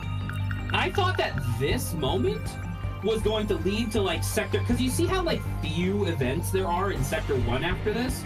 I thought, like, Sector 1 was going to be gone, period. I didn't realize that we were going to come back. Yeah, I see what you're saying. It's like, why is this stuff happening if the kaiju won over these sectors? Yeah. Like, as far as we know, no one has ever successfully suppressed the kaiju. Like, the game has never done that. The loop happens again in Wish and Trusted. Which one's that? Wish and Trusted. The loop happens again in Wish and Trusted. That's why she sends Ida back to warn her. So the loop spans everything all at once? So all 5, so you can't loop individual sectors. You loop all 5 of them at once? That's, I mean, okay, I guess. Sorry, it's like, once again, the game is clearly, the game is intended to be confusing, obviously. Alright, consciousness and body. After 8 years of research, Tetsuya Ida has succeeded in developing his first android, and this is in Sector 1. Wait, but it's in Sector 1, but they're below ground because they can't go above surface anymore, right? Wasn't that specifically stated? I don't know. Kitsuragi, newly awakening as an AI, wants to know what happened to her original self. Moimura gravely informs her of her death at the hands of a certain man. Which that certain man would be Izumi, right? Because Izumi's shooting all of the students. Yeah. No. That doesn't make any sense. Well, maybe it does. Well, once again, I have to remember, the timeline is not the timeline. This does canonically take place after Ida starts shooting motherfuckers. Yeah, so people are already either flesh clones or AI clones at this point. I mean, I would argue that the, like, event number... Actually, holy shit, we do have a lot of events that exist off this timeline. The final countdown is the first one we have access to, where it actually shows up in the sectors. So all of these events must be before Project Arc or whatever it's called completed. Which makes sense, because this is all shit in space. Gosh. And then Resurrection. Which is where 426 And I think a good chunk of this may be Tomi, right? Oh, Tomi's left behind in the body, the puppet that... I don't even know what it's called. The AI body that can't move. And so, like, probably a bunch of stuff happens with her, between her and I said Amaguchi, whatever. You know what I'm trying to say. Ida-kun. Yeah. Ida. So that's probably what we're gonna get in like this before and maybe after section. So because we still have to go back to the I actual, also like, think the new lines. I think there's gonna be a whole chunk of Tomi trying to stop Ida, but then Ida's gonna go off the chain and. You think that's gonna be her? You think that's gonna be her? Well, that's the thing. Ida keeps on manipulating her, right? In multiple like forms. Because don't forget about freaking Glasses Ida. Glasses Ida is cursed. Which is not the same guy. Which is weird, right? Like I don't because I know you said that, or I know that there's a thing where it's like, oh, he chose to like start acting and looking more cool or whatever, and like that's the Ida that looks like the scientist guy. But then the Ida that is like government man apparently is the same guy, despite not looking like him at all. So I like the term government man. Government man. Well, government man and scientist man, you know. All right. We already read this. Okay. Iori Fuyusaka. Oh no, we already read this. Fuyusaka is originally a resident of Sector 1, and the parents she knows aren't her biological family. Moyamura was transplanting her own memories into Fuyusaka, but due to 426's influence, Moyamura's memories are perceived as a hazy dream. That makes sense. I understand that. When the kaiju appear in 1985, Fuyusaka musters up her courage and activates Sentinel number 15, which Sekigahara passed on to her. That all makes sense to me. That all seems good. Megumi Yakushiji. Do we have to? Yes, we do. Unfortunately, she is part of How the about this? How about let me just to read it fast? Megumi encounters Cat. Understand. I'm telling you, Megumi encounters Cat, who asks her to get into a contract to bring Kurabe's memories. Bring back your Kurabe's past memories. See, I summarized all of it perfectly fine. And bring back Kurabe's memories if she helpfully fulfills. Okay, she's very affectionate with Kurabe, and she moves into his house forcefully, and she cooks well. The skilled cook. Yeah. She enters into a contract with Fluffy, who shoots a bunch of people. Yakushiji's the only one able to see it. All of them, though. 1, 2, 3, 4, 5, technically 6. We're counting herself. She shoots herself. She also shoots. She also shoots Kurabe. Yeah, so that list isn't complete. Why is that list not complete? I do not know. Unless it's literally a different gun, and she just doesn't know. Yakushiji is the only one who is able to see Fluffy. Tamao-san approaches her to be like, you can live with him if you agree to these conditions. Well, the conditions were accept the rental agreement. No, it doesn't say it here. She just says she did. Sorry, the condition. No, but I'm trying to remember. The conditions were accept him who he is now and take care of him. Yeah, I believe so. Do not pressure. If you remember. Magical gun. Unable to handle the crushing weight of remorse and guilt for forcing everyone into battle. After she shoots everyone else. And then Izumi's like, I remember everything, and I love you, and I hate my life when that happened. Yakushiji realizes that Fluffy tended to... Well, my thing is that I find it really weird that it's like, that this implies that she didn't shoot all 13 Sentinels. Right? She shot. I don't know. She shot a bunch of people. Cause didn't she? Didn't she shoot? I feel like this line would be more interesting if it listed out all 15 people. Because then we could just pick the 2 who weren't actually in the combat, and we'd be like, oh, she missed them. Yeah. Like it's weird. Like it's weird that the cat isn't like, oh, shoot Okino or something. Well, that's what I said. Didn't Okino still get shot? I don't know. When she went to go because she rescue, she saves Ogata, right, or whatever. Yeah, she shoots the both of them. So that's all. Okay, so she does shoot them, but they're not part of the contract. I don't know. Fucking whatever. Megumi Yoshiji was 8 years old in 2188 as humanity faced the brink of extinction. Her father, Nozdormu, entrusted his daughter to Major Izumi in hopes that at least she could survive. I didn't want to say anything while you were going through the story to not affect your opinions, but yeah, I also hate Megumi. I mean, you said it multiple times. Golden, yeah, you don't even just say it. I think I probably said it enough that you're, by multiple periods in the game, you're like, yeah, I agree, I hate her. Which I'm glad. I'm glad to have another person. to hate her. And it's not just because, like, maybe her character sucks, but it's also, I think, we all relate to, like, I think we just don't like how she's written as well. Okino straps Hijiyama to a chair in an abandoned factory and analyzes Hijiyama's mind. However, Okino has already been inside his mind when adjusting code. So this is literally just reminding you, like, hey, remember when Okino was just doing, like, sexy BDSM stuff? Manipulation. The Hijiyama 188 was in a romantic relationship with Okino. He murders Juro Izumi to avenge Okino's death during the shootout in Sector 4? Huh? I don't know. However, he was severely injured in the fray and succumbs to his wounds soon after. Anyway, Golden, I'm choosing to assume that also when Juro says he loves her, that it's literally like a familial thing because he took her under his wing. He literally... I mean, I don't know. No. That's what it is. That's what I'm choosing to believe because any other way I will hate it. In a literal sense, it might actually just be misplaced affection, because you're right. It's like, it might have been paternal in some way, because he was, like, in charge. Because don't forget, Yuki-chan with Natsuno, like, there was a mistaken, like, case of what the reality of that relationship was, when, like, in reality, it's, like, parental feelings that have, what is it? Persisted from... Yeah. So...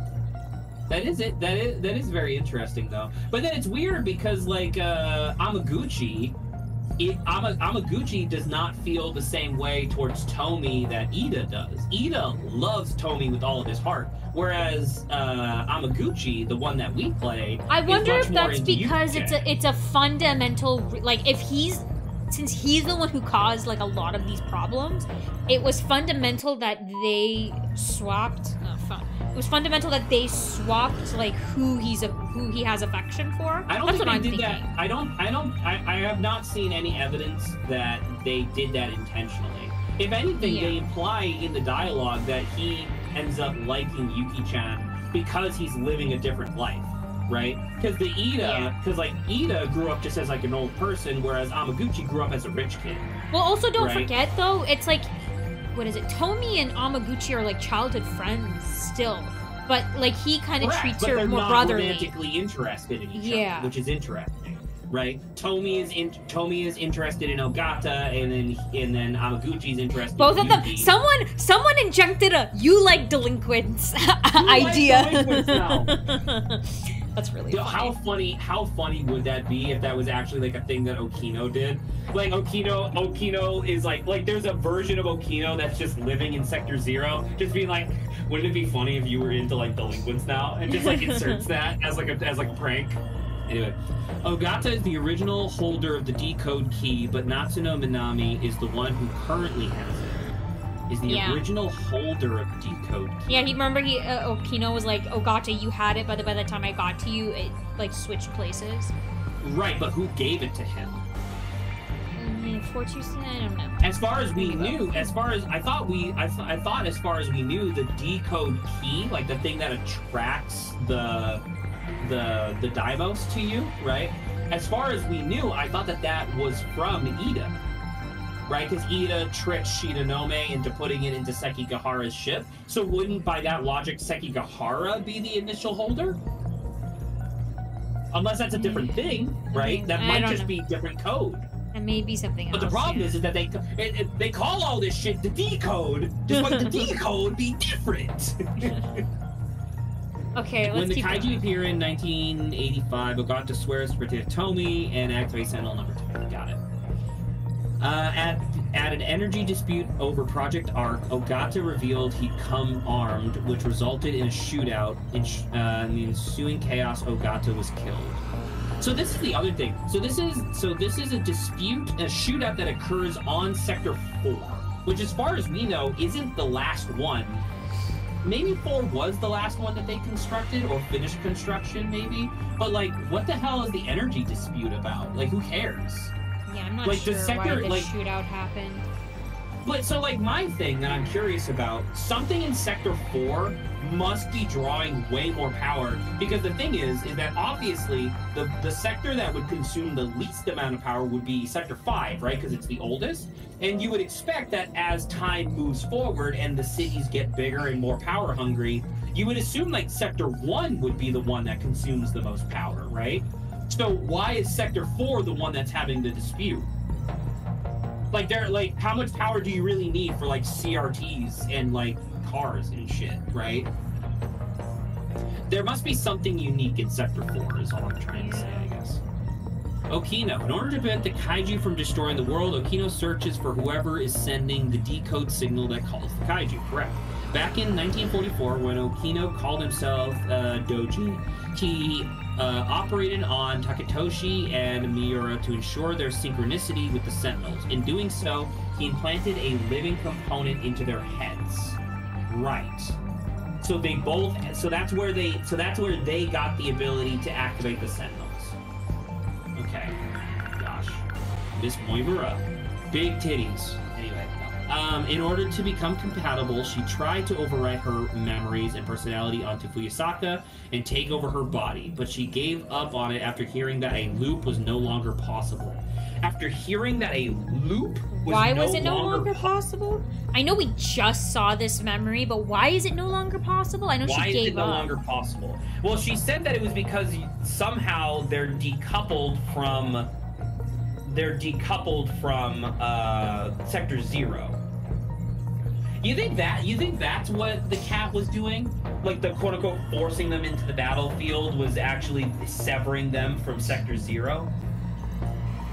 Because remember, if they're severed from Sector 0 and they die, they'll just keep redoing it again. Calling the Daimos won't be replicated, right? So I think that's why she stops trying to take over Iori's body, because Iori is the one who received the nanomachines, right, to do the Sentinel or whatever. I think that's the reason why she's like, oh, I'll stop doing this, because it's like, well, she's doomed in a literal sense, like in a mortal sense, she's doomed. Oh my god! An artificial personality, 48Q, is the only that only Kurabe can see. Shiba claims he's in Japanese. Oh right, they explain the fucking like play on why words it sounds that like works in Shiba, Japanese, but not English. Yeah. So that's a whole explanation. His true identity is 426, but like Kurabe and Izumi's memories are incompatible.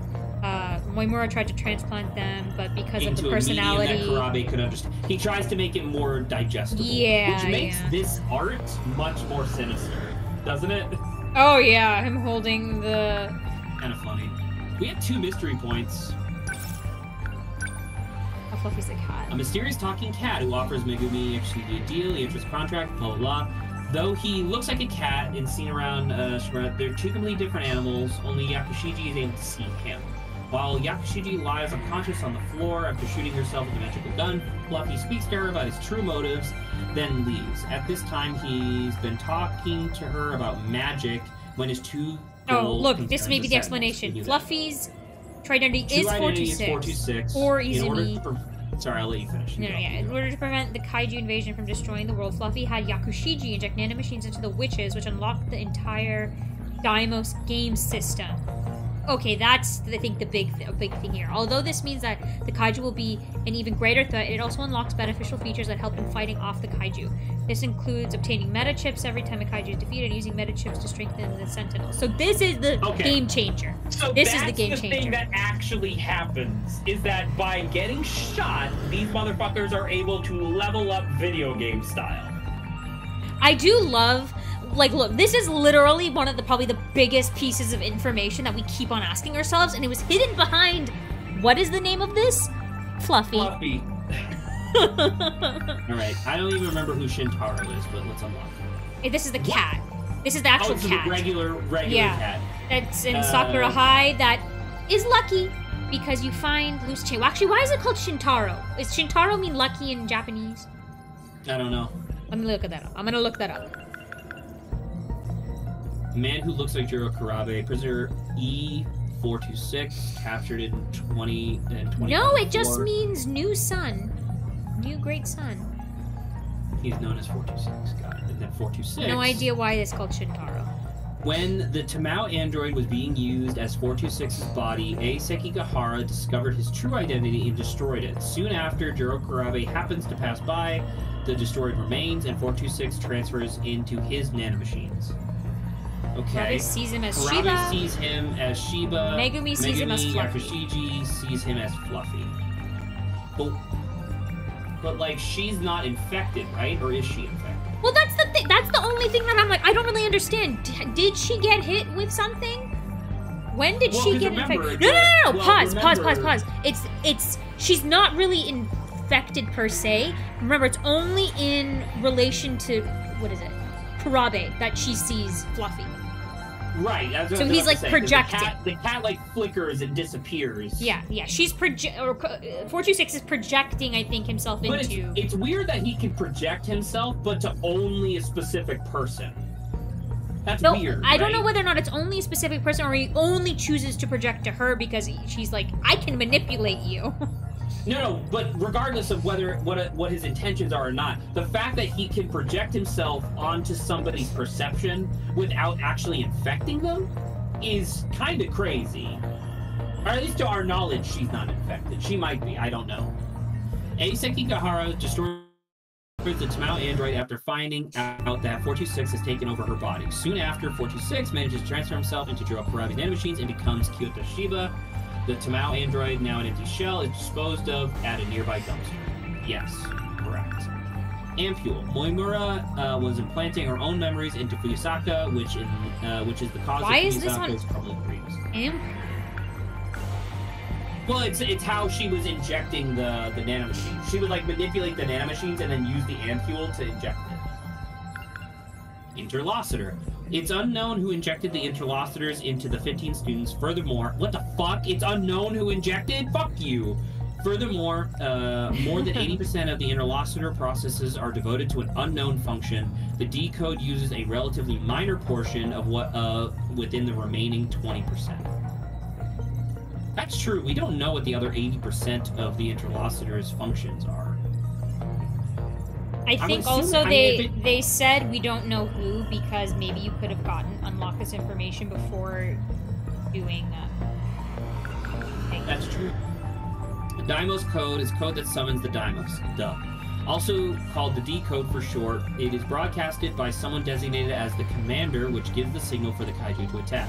The decode's function is to maintain a link to one commander and access 3 locations at regular intervals: Universal Control, Automated Factory in Sector 1, and a satellite in orbit.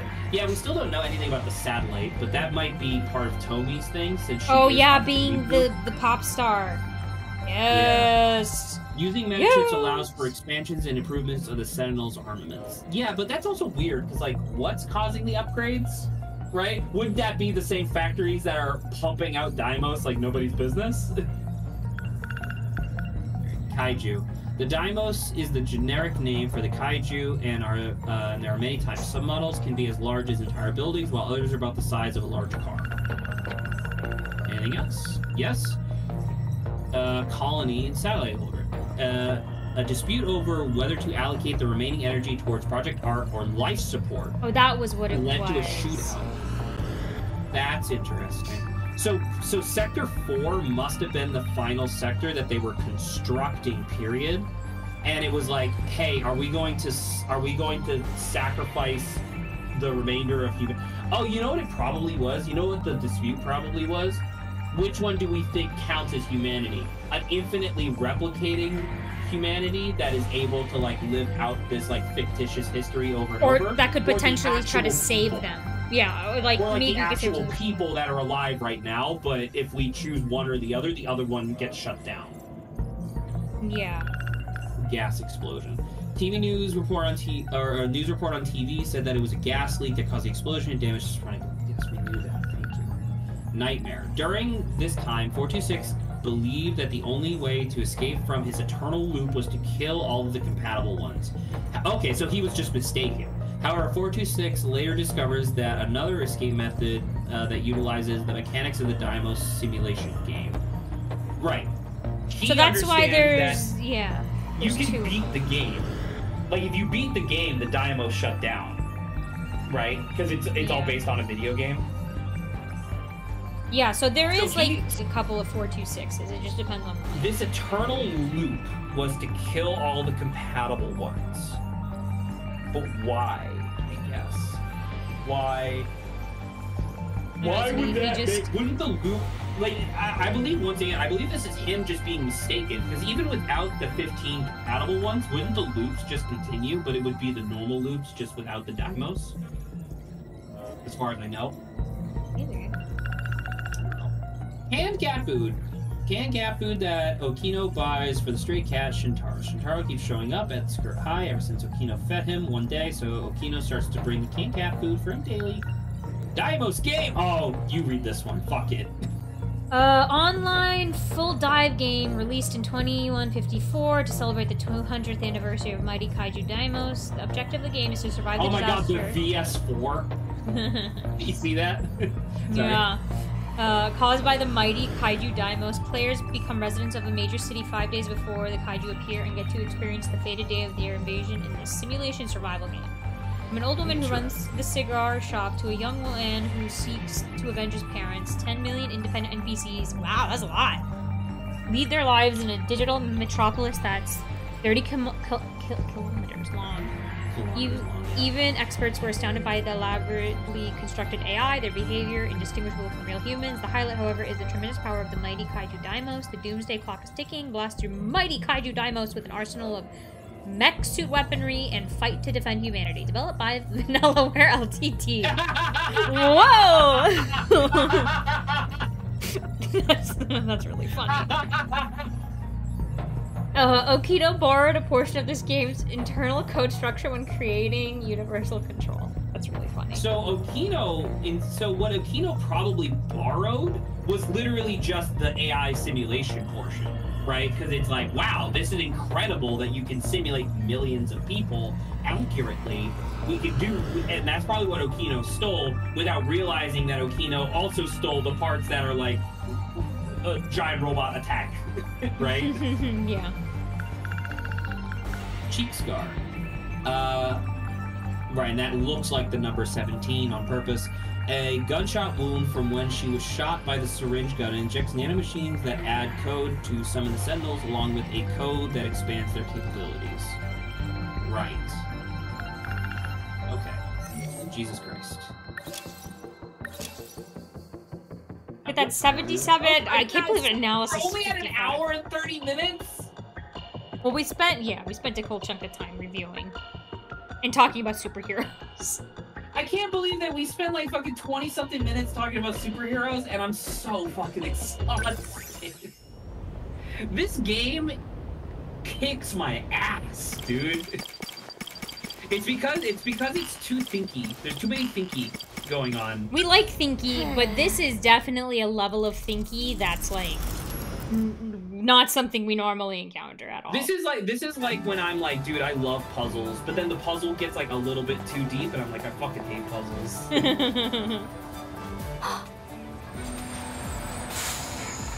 Oh man. What are we talking about? A payphone? I don't know. Another one! They've already got like 4 at the intersection. How many phone booths do they really need? She's like, oh, this is in the past. This is amusing. Yeah, I'm about to say, she's like a tourist because she's from 2025, right? Yeah, she's from the future. Whoa. That bus is so old. And all these cars are so blocky.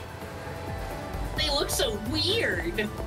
Wow, she really is just a tourist. Oh, I think I've seen signs like that before. They're just like in those retro videos I've seen under the Showa era tag. This is kinda surreal.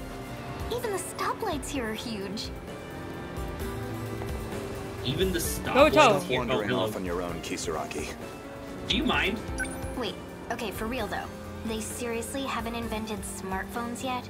It's the 80s! What are you talking about? This is so crazy. How do they even talk to each other? Phones Man. still exist. I Wow. want to point out that if we had done this when we had unlocked her, this would be a psychotic scene, right? Yeah.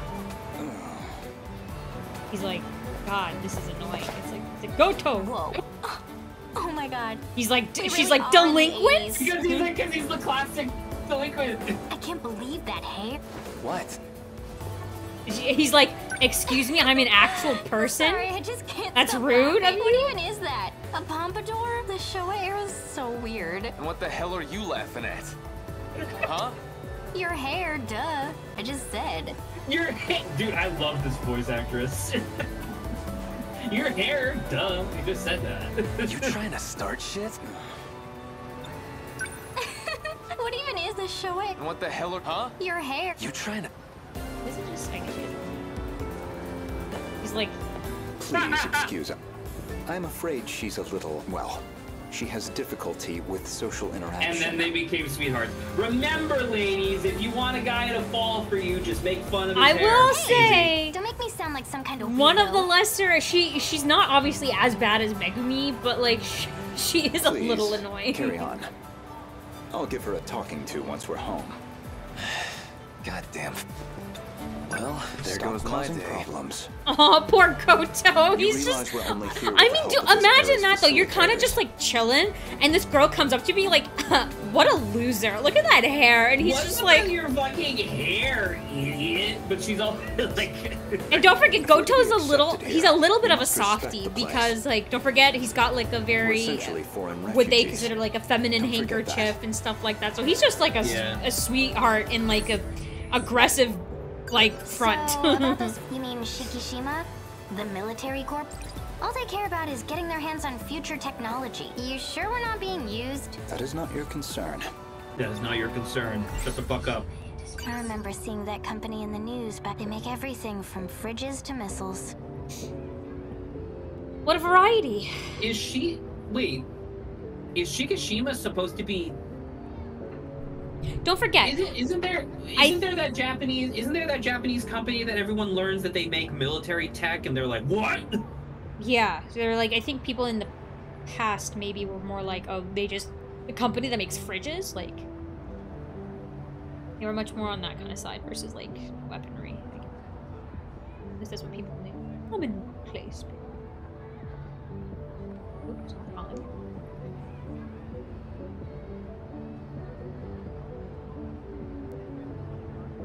Yeah, I don't know. I can't remember the name of the company, but I thought that was like a thing. They've got tons of factories. Sakura High. I trust you know where to find. It's the same school. I expect you'll adjust quickly. That is not my school. Everyone from that class is old enough to be my mom. Don't act like it's the same. We left mine back in 2025. So in 2025, I would have turned 16 next month. But now, I'm way back in 1985. So like, how old am I? Your body has it. Your body still goes through like the time the You're same still way. 16, Tommy, ladies. yeah. So in 2025, but now I'm way back. So take me back to my own time. I thought I explained this already. The world was destroyed. Okay, fine. Let's say that's true. wonder why and her from this and perspec- Megumi aren't And from together. this perspective, it would make sense because, wow, man, us doing Miura's campaign early because you were into that whole fucking like And Imperial Army and look, aesthetic. in the end, he was a cutie pie. Okay, I was very happy with it. still killed a bunch of Chinese people for no reason. But it is interesting that it's like because we did that first, we knew that the time travel must be fucked up, right? If we had done this first, this would make sense because like the future being destroyed and going back to the past chronologically makes sense. So- whereas because Miura was like, oh, the aliens destroyed 1940, that doesn't make any sense. Though also, I wonder why she's not with Megumi. Because remember, I think we saw, if what I'm thinking is correct, was her like, and Megumi was also with her. we're in the future, and I think this happens after. So both of them get taken. I'm gonna say get taken back here, back to here. Well, what I think happened, I think Megumi went forward. I think Megumi went to Sector 1. Or, no, sorry, 2025 would be Sector 3. So I think one of them went to Sector 2 and the other one went to Sector 4. I mean, I think this is something you could check the timeline, potentially, but I don't know how hard it would be to find that. We'll get to it eventually. At some point, when we finish all of this shit, we're gonna have the full timeline, and we are gonna not read every single thing, but we're gonna be like, all right, what the fuck happened? I'm gonna need a breakdown of this, yeah. They won't be there. It's already too late. Yeah, your parents are dead, and here you are laughing about a guy's pompadour and making fun of him. I didn't want to get dragged into the... Am I supposed to just take it? Whatever you say? Yes. Precisely. You should count yourself lucky to have escaped with us. Maybe, you know what would be the most interesting if we do, or at least to me, if we go into Goto's campaign and it's all his like private thoughts, like we actually get his internal monologue where he is fucking freaking out at all times because he's so calm and collected on the outside. That'd be really interesting if he's like, I don't know what the hell's happening. I will say, I'm just trying to do Tommy's my best. also doing very much a teen thing right now, where he's just like, we saved your life, and she's like, but do I have to listen to you? I'm like, okay. What I need is a little... I gotta make them an offer they can't... Nice. Okay. Interesting. Until further notice, here, do not act on your own. Remain inconspicuous. Do not act on your own? And for now, simply attend school as usual. Am I clear? She's Right, like, forgot this is I don't like people forgot telling this me is what to do. These are the old. Usami, did you check out all those books? What are they? So yeah, right. I gotta get leverage. So in 2025, but now I'm way back, so... Shikishimas, you always see their branches on Employer of the Year. Back in the Meiji era, they were shipbuilder, but they expanded into aviation and a bunch of other... During the war, they did a lot of weapons art, and now they make everything from home appliances. Shikishima Industries is Sounds just like one a of those branches. monopoly. Hey, do you mind if I take a look? It's not what the word monopoly means. Okay. They're not that interesting. I just want to pee. Oh, I thought she said you're not that interesting, and I was like, holy shit. Let's see.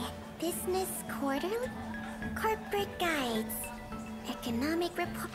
This is impressive. Are you studying for a career in business? Not really. Well, then why'd you check them looking out? for some leverage. There's your answer. Dirt on some big shady corporation. Oh, right, So okay. then I could like control them a little. Are you kidding me? Control them a little? Nah, this is where I'm like, just like a teen to think that they could like influence the big people. Hey, you remember how back when we were doing dialogue with a tiny baby child, I was like, why the fuck is her dialogue so far ahead of, like, so far above her character? It's interesting here, because, fucking, what's her name? Lardo? God, what's her name? Miwa. Miwa is taller than Tomi, but yet their dialogue is at the same horizontal level. So it's clear that the actual like asset, like character asset, is always the same. It's just the sprite that gets swapped out. Yeah. Right? It's interesting. I could do this in a snap if I had internet here. Manually searching through books? So inconvenient. True. Internet? Internet? What do you mean? Net profits? Or something. You're funny. Check her. How does one person sleep that much? She's just having Because her vivid brain is nightmares. being fucked with by Big Titty Nurse. Like, I give her scoured the whole a library. break, It wasn't man. hard to find things on Chic. It's just like stock market stuff. I should have known. Nothing I could use as leverage. Do you know any dirt? Hey, Miwako. There's this company called Shikishima Industry. You know anything about They're the ones who make ships and things, right? That's interesting. That would be her perspective. I have this old friend. His father works for them, I think. Seriously? Miwako, can you do me I want you to introduce me. So this is gonna be the thing that she has in her campaign. Like the thing that we learn about is Shikishima Industries. That's actually really interesting if that's the case. Because genuinely, I haven't really been thinking about them because it's like, yeah, it's just corporate entity. Like they're just the ones that built all this stuff. Sure. I worked for one of those. Yes. Those big megacorps always have shady stuff hiding in their HQ. One step closer to getting the dirt. Are you a fucking dweeb? What's wrong with you? So she's a Oh, little also, weird. by the way, sorry. Did you notice that was also the old building? Yes, I did. I mentioned that. Yeah. Sorry. Isn't that... That's weird, right? I think she came back earlier than what I was perceiving at first. So do you think that it's a thing? Do you think that it's a thing where it's like within the next couple months or so, it's like, oh, the new building? Yes. I wonder how she gets over This goes there. way but, back. yeah. Because it's not 1940s, but it is before the new building is completed. That's interesting.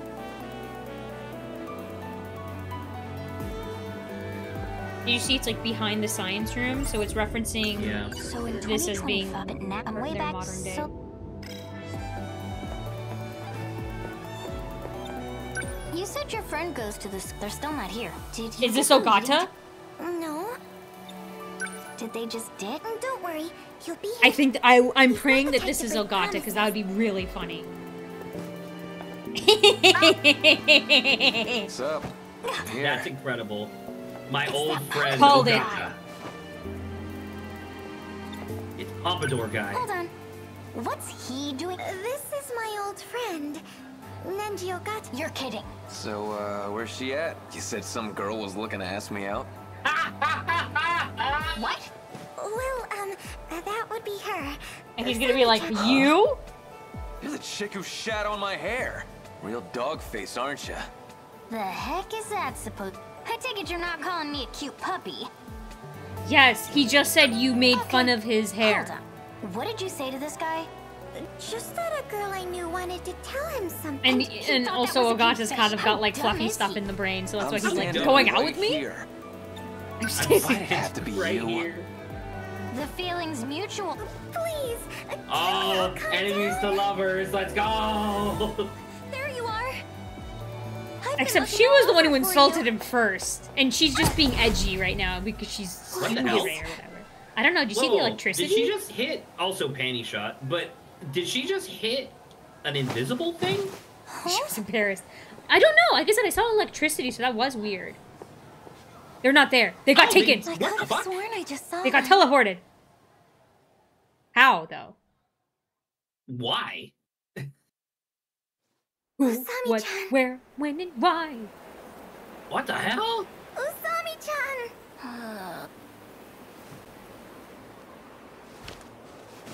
Oh, God, you weren't waking up. I thought you might have died. What? I don't know. There was some kind of flash. Then we were here. Apocalypse. Dang, that'd be really Sector freaky. 3. So this would Sector 3 is her time, isn't it? Sector 3 would be 2025. So this is her world. Look, lady, it's all ruined. Still alive over there, Captain Pompadour? My name is Nenji Ogata. Get it straight, dogface. Oh, excuse me, Captain. I'm Tomi Kisaragi. Don't give me any stupid nickname. All right, You're the one who insulted his hair first. We can't be funny. I will hold that over you. I'm not gonna lie, his hair is kind of funny. Even if that's the case, okay? I feel like he genuinely felt bad afterwards. It's like, okay, We you were were just. attacked. Does he know? Why? Okay. No, I think he's just able to look at Do you know what the something? world I looks know like. the city got leveled. You saw that flash, right? Must have been a nuke. Oh, interesting. Okay, But are they that would make sense given the perspective, because from their perspective, that was only like 40 years ago, so that would definitely still be. On But the like, line, look, like where they're at, it's a road. They're not even in the same place as before. So even if they got nuked, where they're Right, at but is unusual. Saba, listen. If we were watching this scene, but like without all the knowledge that we have from all the other campaigns and stuff, we would also have no idea. Right? Like, I don't agree. I mean, they're having a disagree with you. reasonable Like, response. They have a reasonable response. I'm saying that, like, I think us as Yeah. players are able to notice that You they're realize probably we were also in a different school, location. Justin. Isn't this downtown? Yeah. The way I figure it, the blast must have knocked us all the way Okay, over see, that's here. their excuse then. Okay. Okay, never mind. Hey! You're like a big greasy roach. I bet Okay. you could survive a nuke no problem. You're really insulting someone right now when you're in the middle of this scenario? Is he like, okay, what's happening here? He into that shit. You got a better idea? No, he's not. I guess he's embarrassed that he, that may be embarrassment. I don't think it's blushing. Saba doesn't understand, guys. I don't. You may think what you may think. So me. If it's nuclear war, then there's radiation everywhere. We're going to die. We have to run or get out. Okay, I'm sorry. This is kind of cute. She's. I'll try. I mean, I would agree with Miwako. I would be freaking out. Nagata's like, fine, if you're a know-it-all, figure it out. Shikishima, you always back in the mate, but they during the war, and now I wonder if maybe I wonder if you just run around Miwako a bit and then you run around a little bit and they're like, oh, whoopsies, someone got teleported, and then yank you guys back. This is Keiakicho. Huh? Oh, you're right. It He's must up. be near the shopping The district. hell? You know how far that is from So, Look, Ogata, the blast couldn't have got us Nobody here. else is here. Think they all evacuate? Oh, then where's everyone? Miwako. Dad. Now you can talk to Nunji. Well, no, he's grayed out, so Wait, it would be the same You hear dialogue. that? The Dimos? Yeah, it is the A demos. rescue helicopter? That does not look like a rescue helicopter. What the hell is it? Hide, now! That ain't some kind of bug, is it? No way.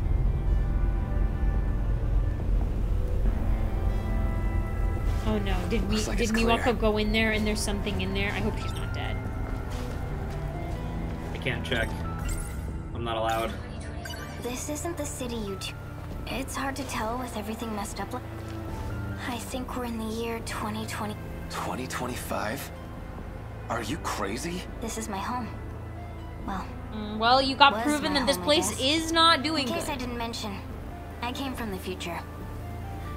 What a So, thing to they just made drop this on game- someone. They made this game in 2025, and that just so happens to be 80 years from, like, after the war, right? So, like, what happens if they had made this game in 2035? What's the time there? That'd be 90 years, right? So I guess the game would have just changed, and it would have been 45-year intervals instead of 40-year intervals. Maybe. Interesting. Because I feel like they started from 2025 for obvious reasons, you know?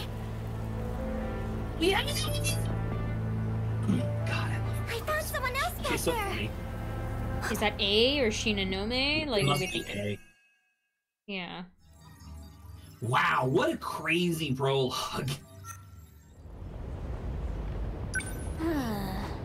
My head is fucking I think at least we'll be able to go through these a little bit more quickly because we understand the context. I'm thirsty. Yeah.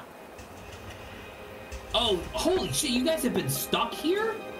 Oh, it's a Shinonome. Shinonome.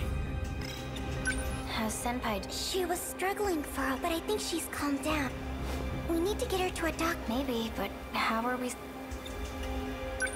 Shinonome Senpai. Do you think she came here at the same time? Probably. We'll figure it out when she wakes up. Anyway, once that moron, let's decide what to do from here. Okay. As that moron gets back. Oh, there you are. Nice of you to drop that. I'm back, Miwako. You've got some nerve. What? I take my eyes off you for 1 second, and you just go running off looking for your own house? We were waiting for you, you know. Yeah? And how's that sickly looking second year? Well, she hasn't woken up yet. You were stuck here either way. You're really gonna give me that? So how was it? Before we get into that, here. You see, he's probably have just a gonna go drink. get Got it food. from a busted vending machine. You too. Like, I don't mind enemies to lovers, but having a We're not character gonna that last just, long like, without Ogata food says and anything water. and she's like, aren't you an idiot? Like, why would you think that? And, Should be like, cans what lying Ogata was around doing if was we look. actually fine. I mean, I don't know. That's a bit of I an mean, annoying trope. I'm just saying that It's a I'm just personality saying type. that, I know this person. I have met this person many, many, many times in my life. So it's like, I don't find it surprising, I guess. Remember, during Shinonomi's story, when she wakes up next to them. Oh yes, I I don't do know if there's a remember. line. Though I don't remember like as much of the context of like what happened Mm-hmm. before or after. You're thirsty, right? It ain't cold anymore. He actually put fucking nanomachines in it. I found a calendar when I was digging around. The year on it was 2025. Guess this really is the future. Man, just thinking about how different this game. Like, I wonder if there is a like if you could find online a like, this is the best way to play the game, like jumping from campaign to campaign in order to have the reveals happen organically. You know what I mean? Yeah. Everywhere I looked, it's no different from. Because it's like how many scenes have we seen that just don't hit quite as hard because we know it's not time travel, right? Dead ones. This would be a really it's a really interesting question of the question you just proposed, because it's like, so did you find what your is there even a best way to experience the Guess narrative, you know? Wasn't looking so hot. What about my place? Like, Sorry, essentially but you would the have to same place as take nothing but a every giant scene, parking lot. like every individual chapter. Like, this is something you would ask And- the creators, like, what would you have wanted This is them to learn? 2025. Your guess is. Or how, in, like, Well, in so what I happened was to what I was my saying was place? that you would have to take every individual chapter and then sort them from like least to most knowledge acquired, or acquired or required at that time, right? Because it's like you would have to string along just how much you know by Almost a like a lot metal in order for centipede. it to like be quote Big unquote as a like the truck. most satisfying, I guess. Another one was real stocky. The size of a damn building. They were just lying all over the place. I never liked creepy crawly things. No, actually, yeah, that's true. Because remember, after they destroyed everything in 1945, they just stopped, right? Yeah. So is that the point of the video? Is that them functioning on the video game logic where it's like, oh, you lost the game, so now we're just waiting for you to restart, which is the loop, right? Oh, interesting. That is kind of neat. Interesting thought. I couldn't stand to look at them too long. How did you know they were dead?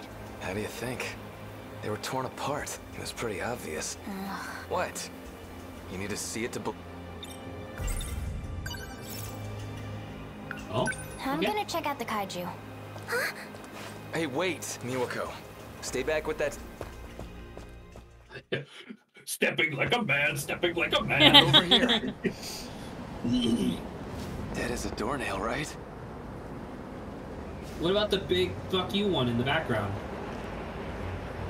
This is some kaiju. Who was the Looks one that more was like a stuck machine. in this location for a while because they wouldn't attack? I think that was Natsuno, maybe? It was Natsuno, yeah. Come to think of it, I was talking to Natsuno. Maybe this thing's a big alien weapon. Speaking of Natsuno. Is this a control? Can you see some? For an alien machine, it looks. Guess we're not so different. Because it's not alien. Oh my god, what if the It's not robots start alien. appearing? That'd be crazy. What's up? Nothing. Just thought I saw someone over there in the rubble. No, right, because we know that the androids are real and that the androids kind of, I guess, went nuts, I guess? That's actually a good point. Why are the androids attacking? Because the androids aren't part of the decode, I think. At least I don't think. Where?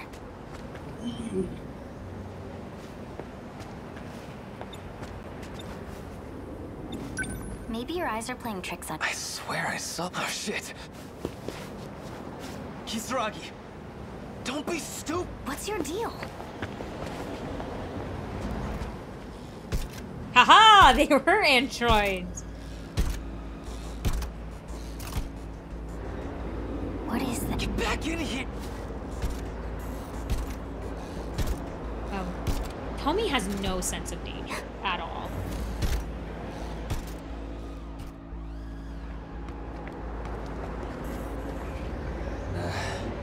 Man, it is really interesting because, like, once again, just kind of repeating myself here, but, like, if we had started with this, which I knew we couldn't because we had to do either Juro or or Iori and stuff, right? But like just starting, like if we didn't know about all this extra bullshit that was happening in the story, this would be the story of a girl who is from a future that gets destroyed, goes back in time, and then goes back to the future with people from the past, right? So it's like, this could be a whole narrative in and of itself, but it's only 1/13 of a larger narrative. How should I know? But one thing's for sure, it's bad news. That thing was straight out of the movies. Exterminator, right? It sure did look like it. It's like, what? What's that? No, it's the 80s. Terminator would have happened already. Oh, it's good that she made the correct reference then. Hey, look at this. Huh? Dude, no way. That's the Shikishima Industries logo. So all these kaiju-looking things. Because once again, they're not supposed to be kaiju. They're supposed to be terraforming machines made by Shikishima, but then they were adapted via the decode into monsters. Yes. Shikishima made them? She's like, this is my leverage. Like, in a literal sense, I think it would be really oh my god, I think you're right, actually. Yeah, I mean, based off of her personality type, I'm thinking that is something that could happen. You're super right. That's really funny. But I think it would actually be kind of interesting if we could get a mystery file, like a whatever, and it was like, here are all the enemies in the Grand Daimos video game, and it looks like the monsters we've been fighting, but just without all the machine parts. Yeah, do you think the game code did that? Like, that's why they look like this? I think that's well, that's the thing, right? Is that the factories are spitting out the Daimos like crazy. I think the factories were rewritten to try to manufacture the monsters to the best of its ability. So I don't know. I just think that would be really interesting. That means it was a man-made one, but... Biometric ID scanned, no match found. Access denied. What the... Whoa. Obviously, the red button. Well, red, white, and blue. Okay, is that to be like, America? I don't know, maybe. Could be French. Oui. Biometric ID, no match. Okay. I'll probably just press it again. Red button, go boom. Biometric, no match found. Would she have a biometric? Biometric ID scanned. It sounds different. No match found. No, I was wrong. Well, so it's no match found because she's not registered to whatever Shikishima's system allows you to manipulate the machines, right? But maybe it'll react to Ogata?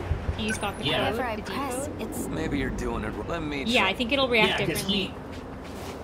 But this stuff... Well, so you just actually, gotta punch it. React, well, Saba, I think it'll react differently because remember, as a kid, he was shot by Titty Monster, and so he has nanomachines. Oh. Just got...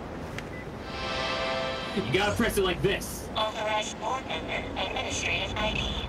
What? See? Something came up. Board member? Like, Shikishima board member? I don't fucking know. Maybe because my pops is an exec. What? That, I mean, that would be a reasonable thing to assume, I guess, that maybe, like, oh, who knows, maybe your father... Because your genetic code is You're close a enough. rich kid? Shut it! He's embarrassed. Wow. He's like, I want to be cool, so being a rich kid is that's good. So that's why he's a fucking delinquent, because he's trying so desperately to not be a rich kid. That's so funny. Shikishima Interstellar Development Division, year 2188. No, that makes sense. That does make sense, given what we know.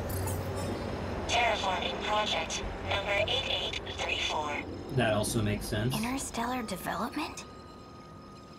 Terraforming another planet? Because this is what we know about the Daimos. The Daimos are repurposed terraforming machines. Yeah. Correct. Third phase, surface construction and modification.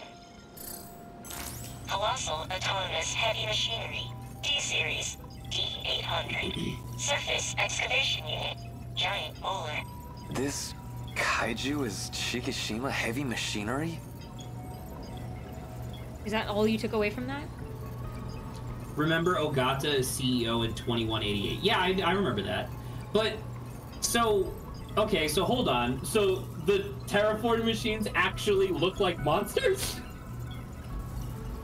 They weren't like repurposed machinery that was made to look like a monster. It's like, no, we made machines that look like giant monsters and shit. Scary stuff, yeah. Why? If that's true, these machines were made for planetary development. What are they doing on Earth? Especially in the past. Hell if I know. Right, because, okay, so the first plan was to try to terraform other planets, but then that didn't work for whatever reason, so then they were like, all right, we're going to do Project Arc instead, which is making simulated environments, I believe. Right? Okay. I mean, actually, now that you think about it, that is a, that's if she chose to remain. If she remains behind, yeah, exactly. Maybe if it's Shinonome, like, talking to Shinonome instead. Oh, maybe. That's a good one. That's a good idea. So I want to point out, or not point out, I want to think about it where it's like, I'm realizing now that I'm making a really big assumption, and I don't remember where I got this assumption from, but I'm making a big assumption about it being a satellite in space.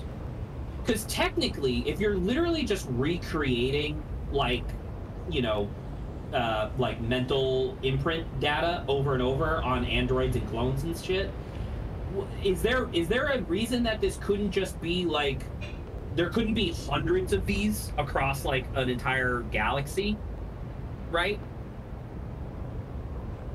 Like, is what I'm saying making sense?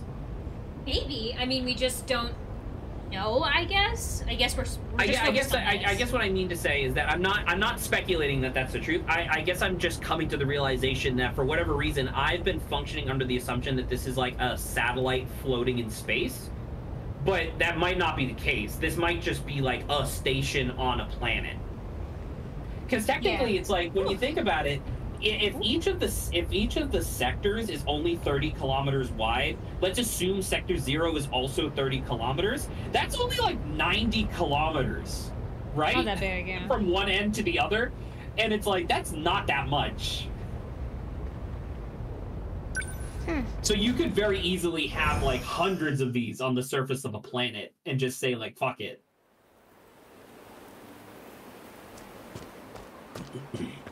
Go talk to me. Welcome back, Usami-chan. Thanks. Did Senpai wake up? Darn. I'm back. So how was it? I'm back. Well, we checked out the kaiju. Turns out it's not a monster at all. Not an alien weapon either. It's heavy machinery made by Shikishima Industries. Heavy machinery? You mean like for construction? Can I posit? This feels really cohesive within itself. I feel like this is one of the first things that they wrote for the game. Could be. Because it's just like this, once again, this feels like it could be its own video game. Just the idea of like a girl from the future comes to the past after aliens attack, and then it's like, oh, it's actually like corporate espionage, right? Like, this feels really cohesive. We were attacked by something like that? They're from an interstellar development project even farther into the future. Guess they were supposed to do work on some other planet. No idea why they went back in time, or why they're destroying everything. Okay, I'm realizing I didn't actually have like much for lunch, and so I was like, what the fuck? Why am I so dizzy right now? And I'm realizing it's like 4:30. And so I'm like, oh. We're almost done, actually. Well, are we? Because technically we've only been streaming for like 2 hours. We could call it though. I'm okay with that. We still have like, what is it? 15 minutes though. So that's how I wonder what else we can find. Definitely not finishing this in 2. I don't think it'll be 6 things like you said, but maybe half. I think it is. We still have all the combat to do. We're probably going to have an entire fucking episode of this, or at least a majority of an episode, that's us just going through the fucking timeline, Saba. It is true. This is one of my favorites. Oh, and we're not doing it next...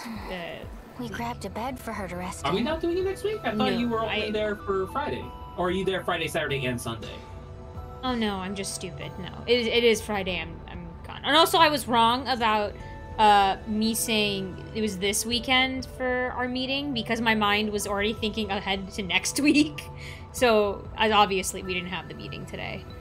But I remember saying that to you. By the way, I hope GDC goes well for you. Little point of advice I'll give. I mean, I know like you probably figured this out yourself already. Make sure to like your instinct is going to be to like, you know, ask people about their projects and then to talk about the stuff that you're doing. Don't do that. Like, make sure you are like NDA. And this is what I'm saying. Like, I know you probably already figured this out, but like, almost everything that comes out of your mouth when you're on the convention floor should be asking other people about what they're working on. Not because what you're working on is invalid, but because that's really easy to like, oh, by the way, if you ever need anything, here's my card, right? I'm just letting you know. Because there's a lot of people that go to GDC for the first time and it's like, I made this game, you know? Yeah, well, I would also especially want to go, like, just learn about... Oh, what the hell? What happened? Hold on, give it a second. You know, but I would just want to go talk to see what other, like, people are doing and stuff. I kicked the plug on the dock. Funny. The dock that allows this thing to, like, play to my computer. I kicked it, and it disconnected, and all of the audio started coming through the switch, like, right here, and I was like, what the hell? That's funny. Sorry, anywho. Senpai, do you know? Oh, and god damn it, my audio's all weird. Oh, I hear the crackling. Give me a second. It'll be right back, I promise. It is really cool, by the way, because you know how like my computer crashed earlier in the stream? It's cool that like that didn't kill any of our progress because the Switch is its own thing. Alright, we're back. Hello. Hello. Here. Found him at a convenience store over there. He's really the only one, I guess, making sure these girls are actually getting fed. I'm not a big candy guy, so have at it. Thank you. Thank you. Are you eating anything? Are you an android? There's 3 more convenience stores across the intersection. May have already plus the one right over there. How many of those things do you future people need? Makes me feel a little better. You future people. Not a lot we can do from here. If we're gonna go, we gotta head out before. What do you think? You're right. Just let me rest first. Man, we've got to do something. And it's unfortunate that at least currently all 3 of these people have no idea what's happening. Like Goto, if Goto was here, I think once Shinonome wakes up, maybe she can take them back. A knows. There's something I need to see. I'm going back to my house. Sorry. Just wait. Usami-chan. Is this not going to be the scene? No, this is a different thing. Miwako, stay back. I thought this was going to be the scene where Amaguchi is like, my name is Ida. My apartment building, it's broke. Sorry, I gotta stay strong. You don't have to push yourself. You know, actually, that would be kind of interesting, wouldn't it? If in a previous loop, like, imagine this is the crux of whoever Tomi becomes romantically interested in, right? It's like she's in this place where she's like, my entire life is ruined, and whoever's there is the person that she like creates an emotional attachment with. Because in that memory that we saw previously, it was Ida, and now it's Ogata, and we know in this loop she's into Ogata. That'd be kind of neat. Cry, then. Don't be stupid. Oh yeah?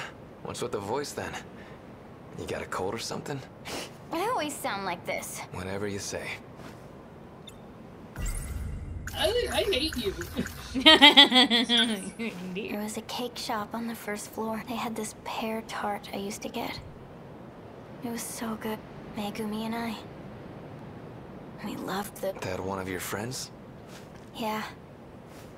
Megumi. I'm about to say, we do know that she... Actually, that's a really interesting point. We never see that in her campaign, because she's not here now, but she does show up later as, like, a, quote, transfer student. Yeah, so I wonder what happens once she actually sees Megumi.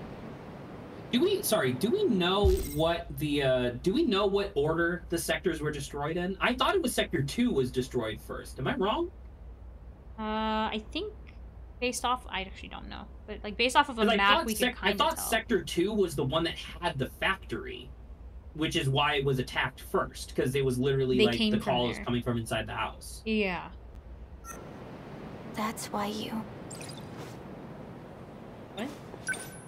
It was like they had the Megumi. That one of... Yeah. Megumi, you saw what was happening. That's why you... Okay, so you're talking about Megumi. I don't know what that means though. But I guess we'll figure out. I guess we will see.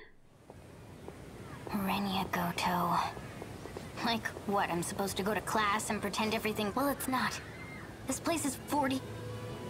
Okay, so clearly there is another thing that happened before this that we are gonna eventually see. Those girls over there, they look about my age. Back home, they must be in their 50s. It's too weird.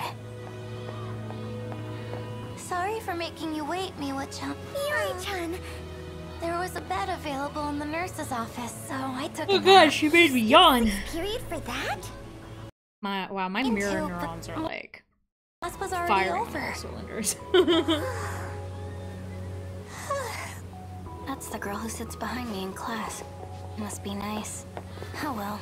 So No she point does feeling not sorry for know myself. Miwako yet? Time to check out the library. No.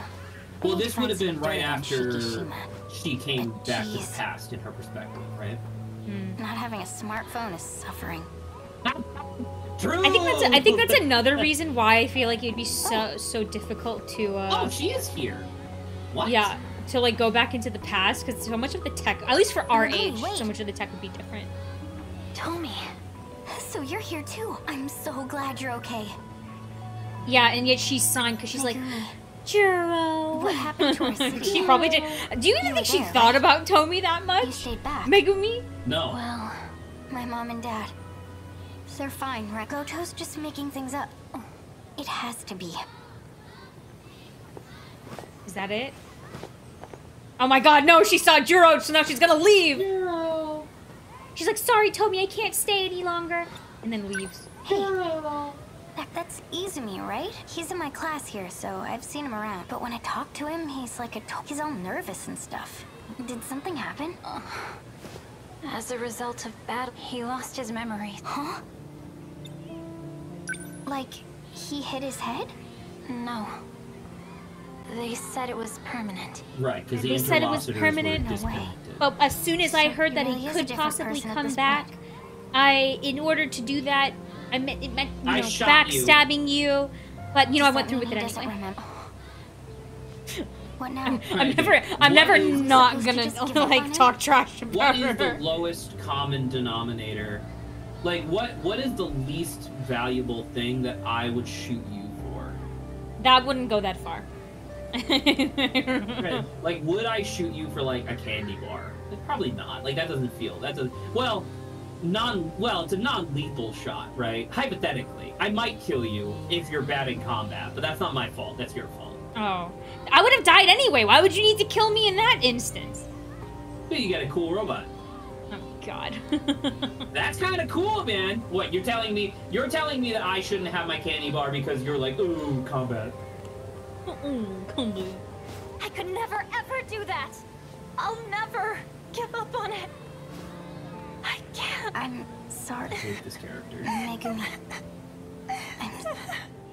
No one cares about your crying, Megumi. Do you want to know what's really funny, by the way? Literally moments before that scene, or before those lines happen, Tomi was just saying, like, hey, do you think my parents are fucking dead? To which Megumi didn't say anything. And then as soon as it's like, my boyfriend died! And it's like, oh, I'm so sorry. It's like, what? Yeah, we all see it. We all dislike it. You can think unlock this this. is fine? You think I can unlock this? You know what? I think you should be fine. Well, well. Well. I will say that was a very small number as well. Like the 10? Well, remember, 10 would have required us to do some combat. So essentially that was just saying, like, do combat, right? yeah. Welcome back, Usan. Thanks. Did Senpai wake up? Darn. I've been thinking, when all back. this happened, we were at school, back. right? Maybe we should try going there. You think that'll help? Well, you know, that's where we time slipped from. Maybe we can find a clue on how to get back. Anything. That is a reasonable thing. Oh yeah, Ogata still got his comb. You know, you might be onto something, Miwok. The school. Morimura was always there, so I'm thinking maybe there's a time machine there. There is, actually, in the science room. Morimura? Though I don't You think mean she would have Oh, access to yeah. it anyway. That nurse with the big knockers. Right, but you know who does That have nurse access? with the person big who's- knockers. That sounds like Zach. I'm not saying that. I was saying Shinonome, the person who's passed out in the bed. No, I totally get what you're saying, but Ogata just said that, and I was like, that sounds like Zach. Oh, shit! He did say that. Sorry. Oh, yeah, that nurse with the She's big from the knock. future too. In fact, she came even farther than me. You gotta be kidding me. We checked out the kaiju. I love Ogata. Turns out it's not a monster at all. Not an alien weapon either. That actually completely flies in the face of the thing I was saying earlier, where it's like, that's actually a character directly addressing the fact that she looks ridiculous.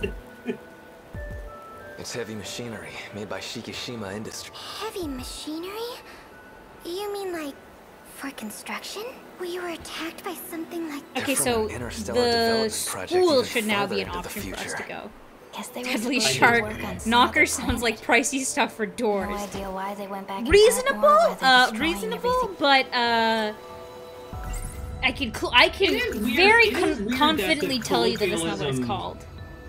It is weird that the that's not what colloquialism in it's some called. places is knockers, because it's like, they don't really, like, how hard are your tits that you would think knockers? But also, let me ask you, is that like a direct translation from Japanese? Like, I don't, like, do they say that? Kinda. I don't think Well, so. I mean, like, it's really weird. A lot of the, what's the word I'm looking for? Like nicknames for boobs or whatever. They actually transcend continents pretty well, which is weird. Boobs are a universal Because language. they're at the front. No, but I mean, but that's what I'm saying. Like calling boobs like fun bags or something like that. That makes more sense because typically they're quite soft, you know. And it's just like, I guess what I mean to say is that like knockers, as in like door knockers, make sense because they hang, right? But at the same time, okay. like a boob never makes a boob. A boob never make a knocks. sound. Yeah, actually, that's kind of what I'm saying. They never knock. So, like, why would you call them knockers like that? Deadly Shark insinuates that maybe they used to knock people out. I don't know how fucking huge those tits are or how elastic they are. Like, that's crazy. I mean, in Japanese society, if boobs can elicit, what is it? Like, bloody noses? Not bloody noses, but like, you know. No, the anime thing of the blood spurt, yeah. Yeah, that could knock someone out. You lose enough blood. So that, I wonder what else we can... Discussing the linguistic logistics of knockers being the nickname for boobs is very funny. Let's wonder go what, back if to they're- the what, school. what else are they called? Sometimes they're referred to as fruit. Oh, there's tons. You want to... Here, we can do this for the last 3 minutes. Give me a second. Some people refer to them by fruits, as I just mentioned. Well, that's typically to describe like to describe size. But still, I Or mean, sometimes it's not fruit. Sometimes it's a bowling ball. All right.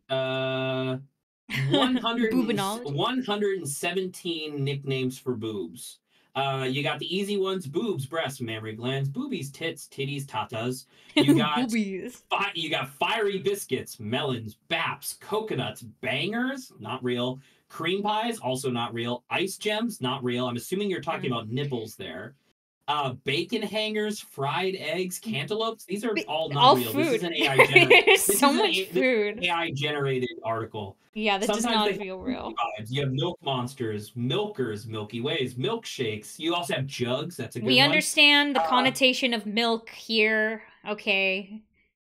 There's a lot of these that don't make any sense. Like random celebrity names. No human being on Earth has ever called boobs Brad Pitts. That doesn't make any sense. Unless you're next to Brad Pitt, maybe. You Love have Brad Pitt. twins, Minnie and Mickey, Phil and Lil, Mary-Kate and Ashley. These are just yada, names, yada. okay. These are just names that maybe someone was like, oh, look, these are twins, and my boobs are twins, so let's name them that. Puppies, snuggle pups, cat flaps, not... That makes more sense for... Cat Oh, it flaps? literally says right here, it says, like, this is also commonly a nickname for vagina. Udders, that's a good one, actually. Mosquito bites, that's insulting. I have Hounds, heard mosquito bites, which is crazy. Cute nicknames. Noogies, Baps, Littles, The Girls, Buds, Bips, Buds again. They have Buds on here twice, number 60 and 62. I've heard of Buds. This is an AI. This is Buds an is a AI little more generated common. article. Bonbons, maracas, slammers, chesticles, jugs, tatas. Ugh, chesticles. Ugh, ew. How about breasticles? Oh, okay. I do remember hearing that Deadly Shark said airport if someone is flat, like really flat. Well, I mean, flat as a board, right? Bazookas, cha-chas, bosoms, jubblies. I've heard jubblies before. Peaks, knockers, that's on the list, obviously. Rack, that's a good one. So rack is an interesting one because, like, the reason why, because, like, you would say, like, oh, that girl has a nice rack because you're thinking of it in the same context as, like, a hunter looks at a buck, right? Because that's what you call, like, the antlers. It's like, that's the buck's rack. So, like, that's an interesting one. Oh, I did not. Well, that's where that comes from. Honkers. See, like, honkers makes more sense than knockers to me because, like, they're soft and you squeeze them, but, like, you don't knock them ever, and they don't knock each other.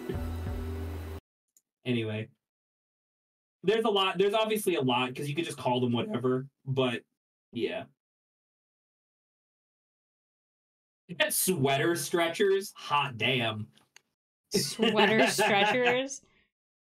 That is whoopee cushions. Naughty pillows. Naughty pillows? God. I don't know, man. So, once again, I'm pretty sure that was just an AI generated article because, like, it was made only a year ago and most of those were repeated or nonsensical. So whatever. But anywho. Well, right, that I'm was a good glad use we of the end of finished our stream. stream talking about boobs. Just all because sense. a character in game finally acknowledged how huge Moimura's tits are. You know what? Actually, I do kind of want to wrap this up by what cup size do you think Moimura is? Oh my god, I don't even think I know how cup sizes work. Hold on. Let me bring up the mystery. I don't freaking know. Her tits are big though. Our Lord and Savior boobs. Correct. Miss Moimura.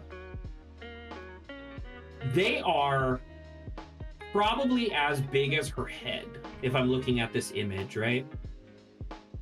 Does she have a small head? No, she has a normal human-sized head. I'm just looking at her tits. Genuinely, I'm trying to think, what size would that be? I don't know. I mean, I hate to put this into my search history, but I'm going to look it up real quick, because now I'm curious. He's curious about her boob size. Well, who would have guessed?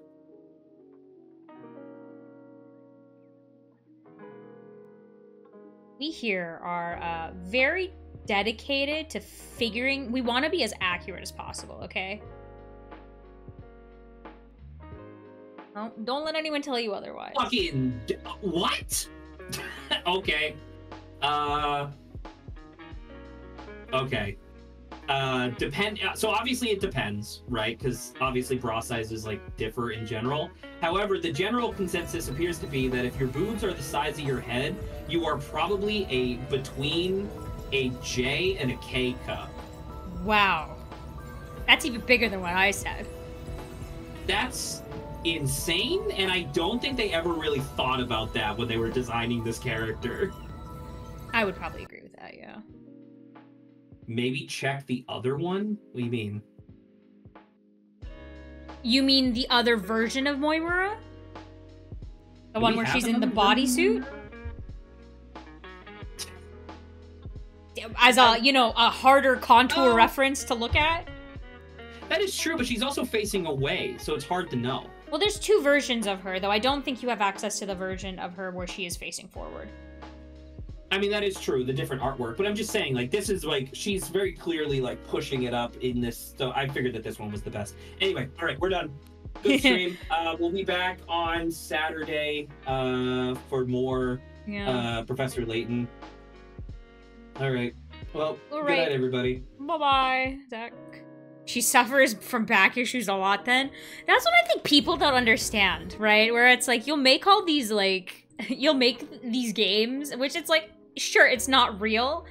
But it's like, Jesus Christ, if it was real, those women would be so uncomfortable. You would literally just have to walk around carrying them because they probably are such a literal heavy burden that you would, yeah, your back would be crazy. Well, anyway, that is it for stream. Thank you for joining us, Deadly Shark, right at the end. Yeah, I'll be back next weekend. Have a good rest of your day, and I'll see you later. Bye-bye. Hugs, hugs.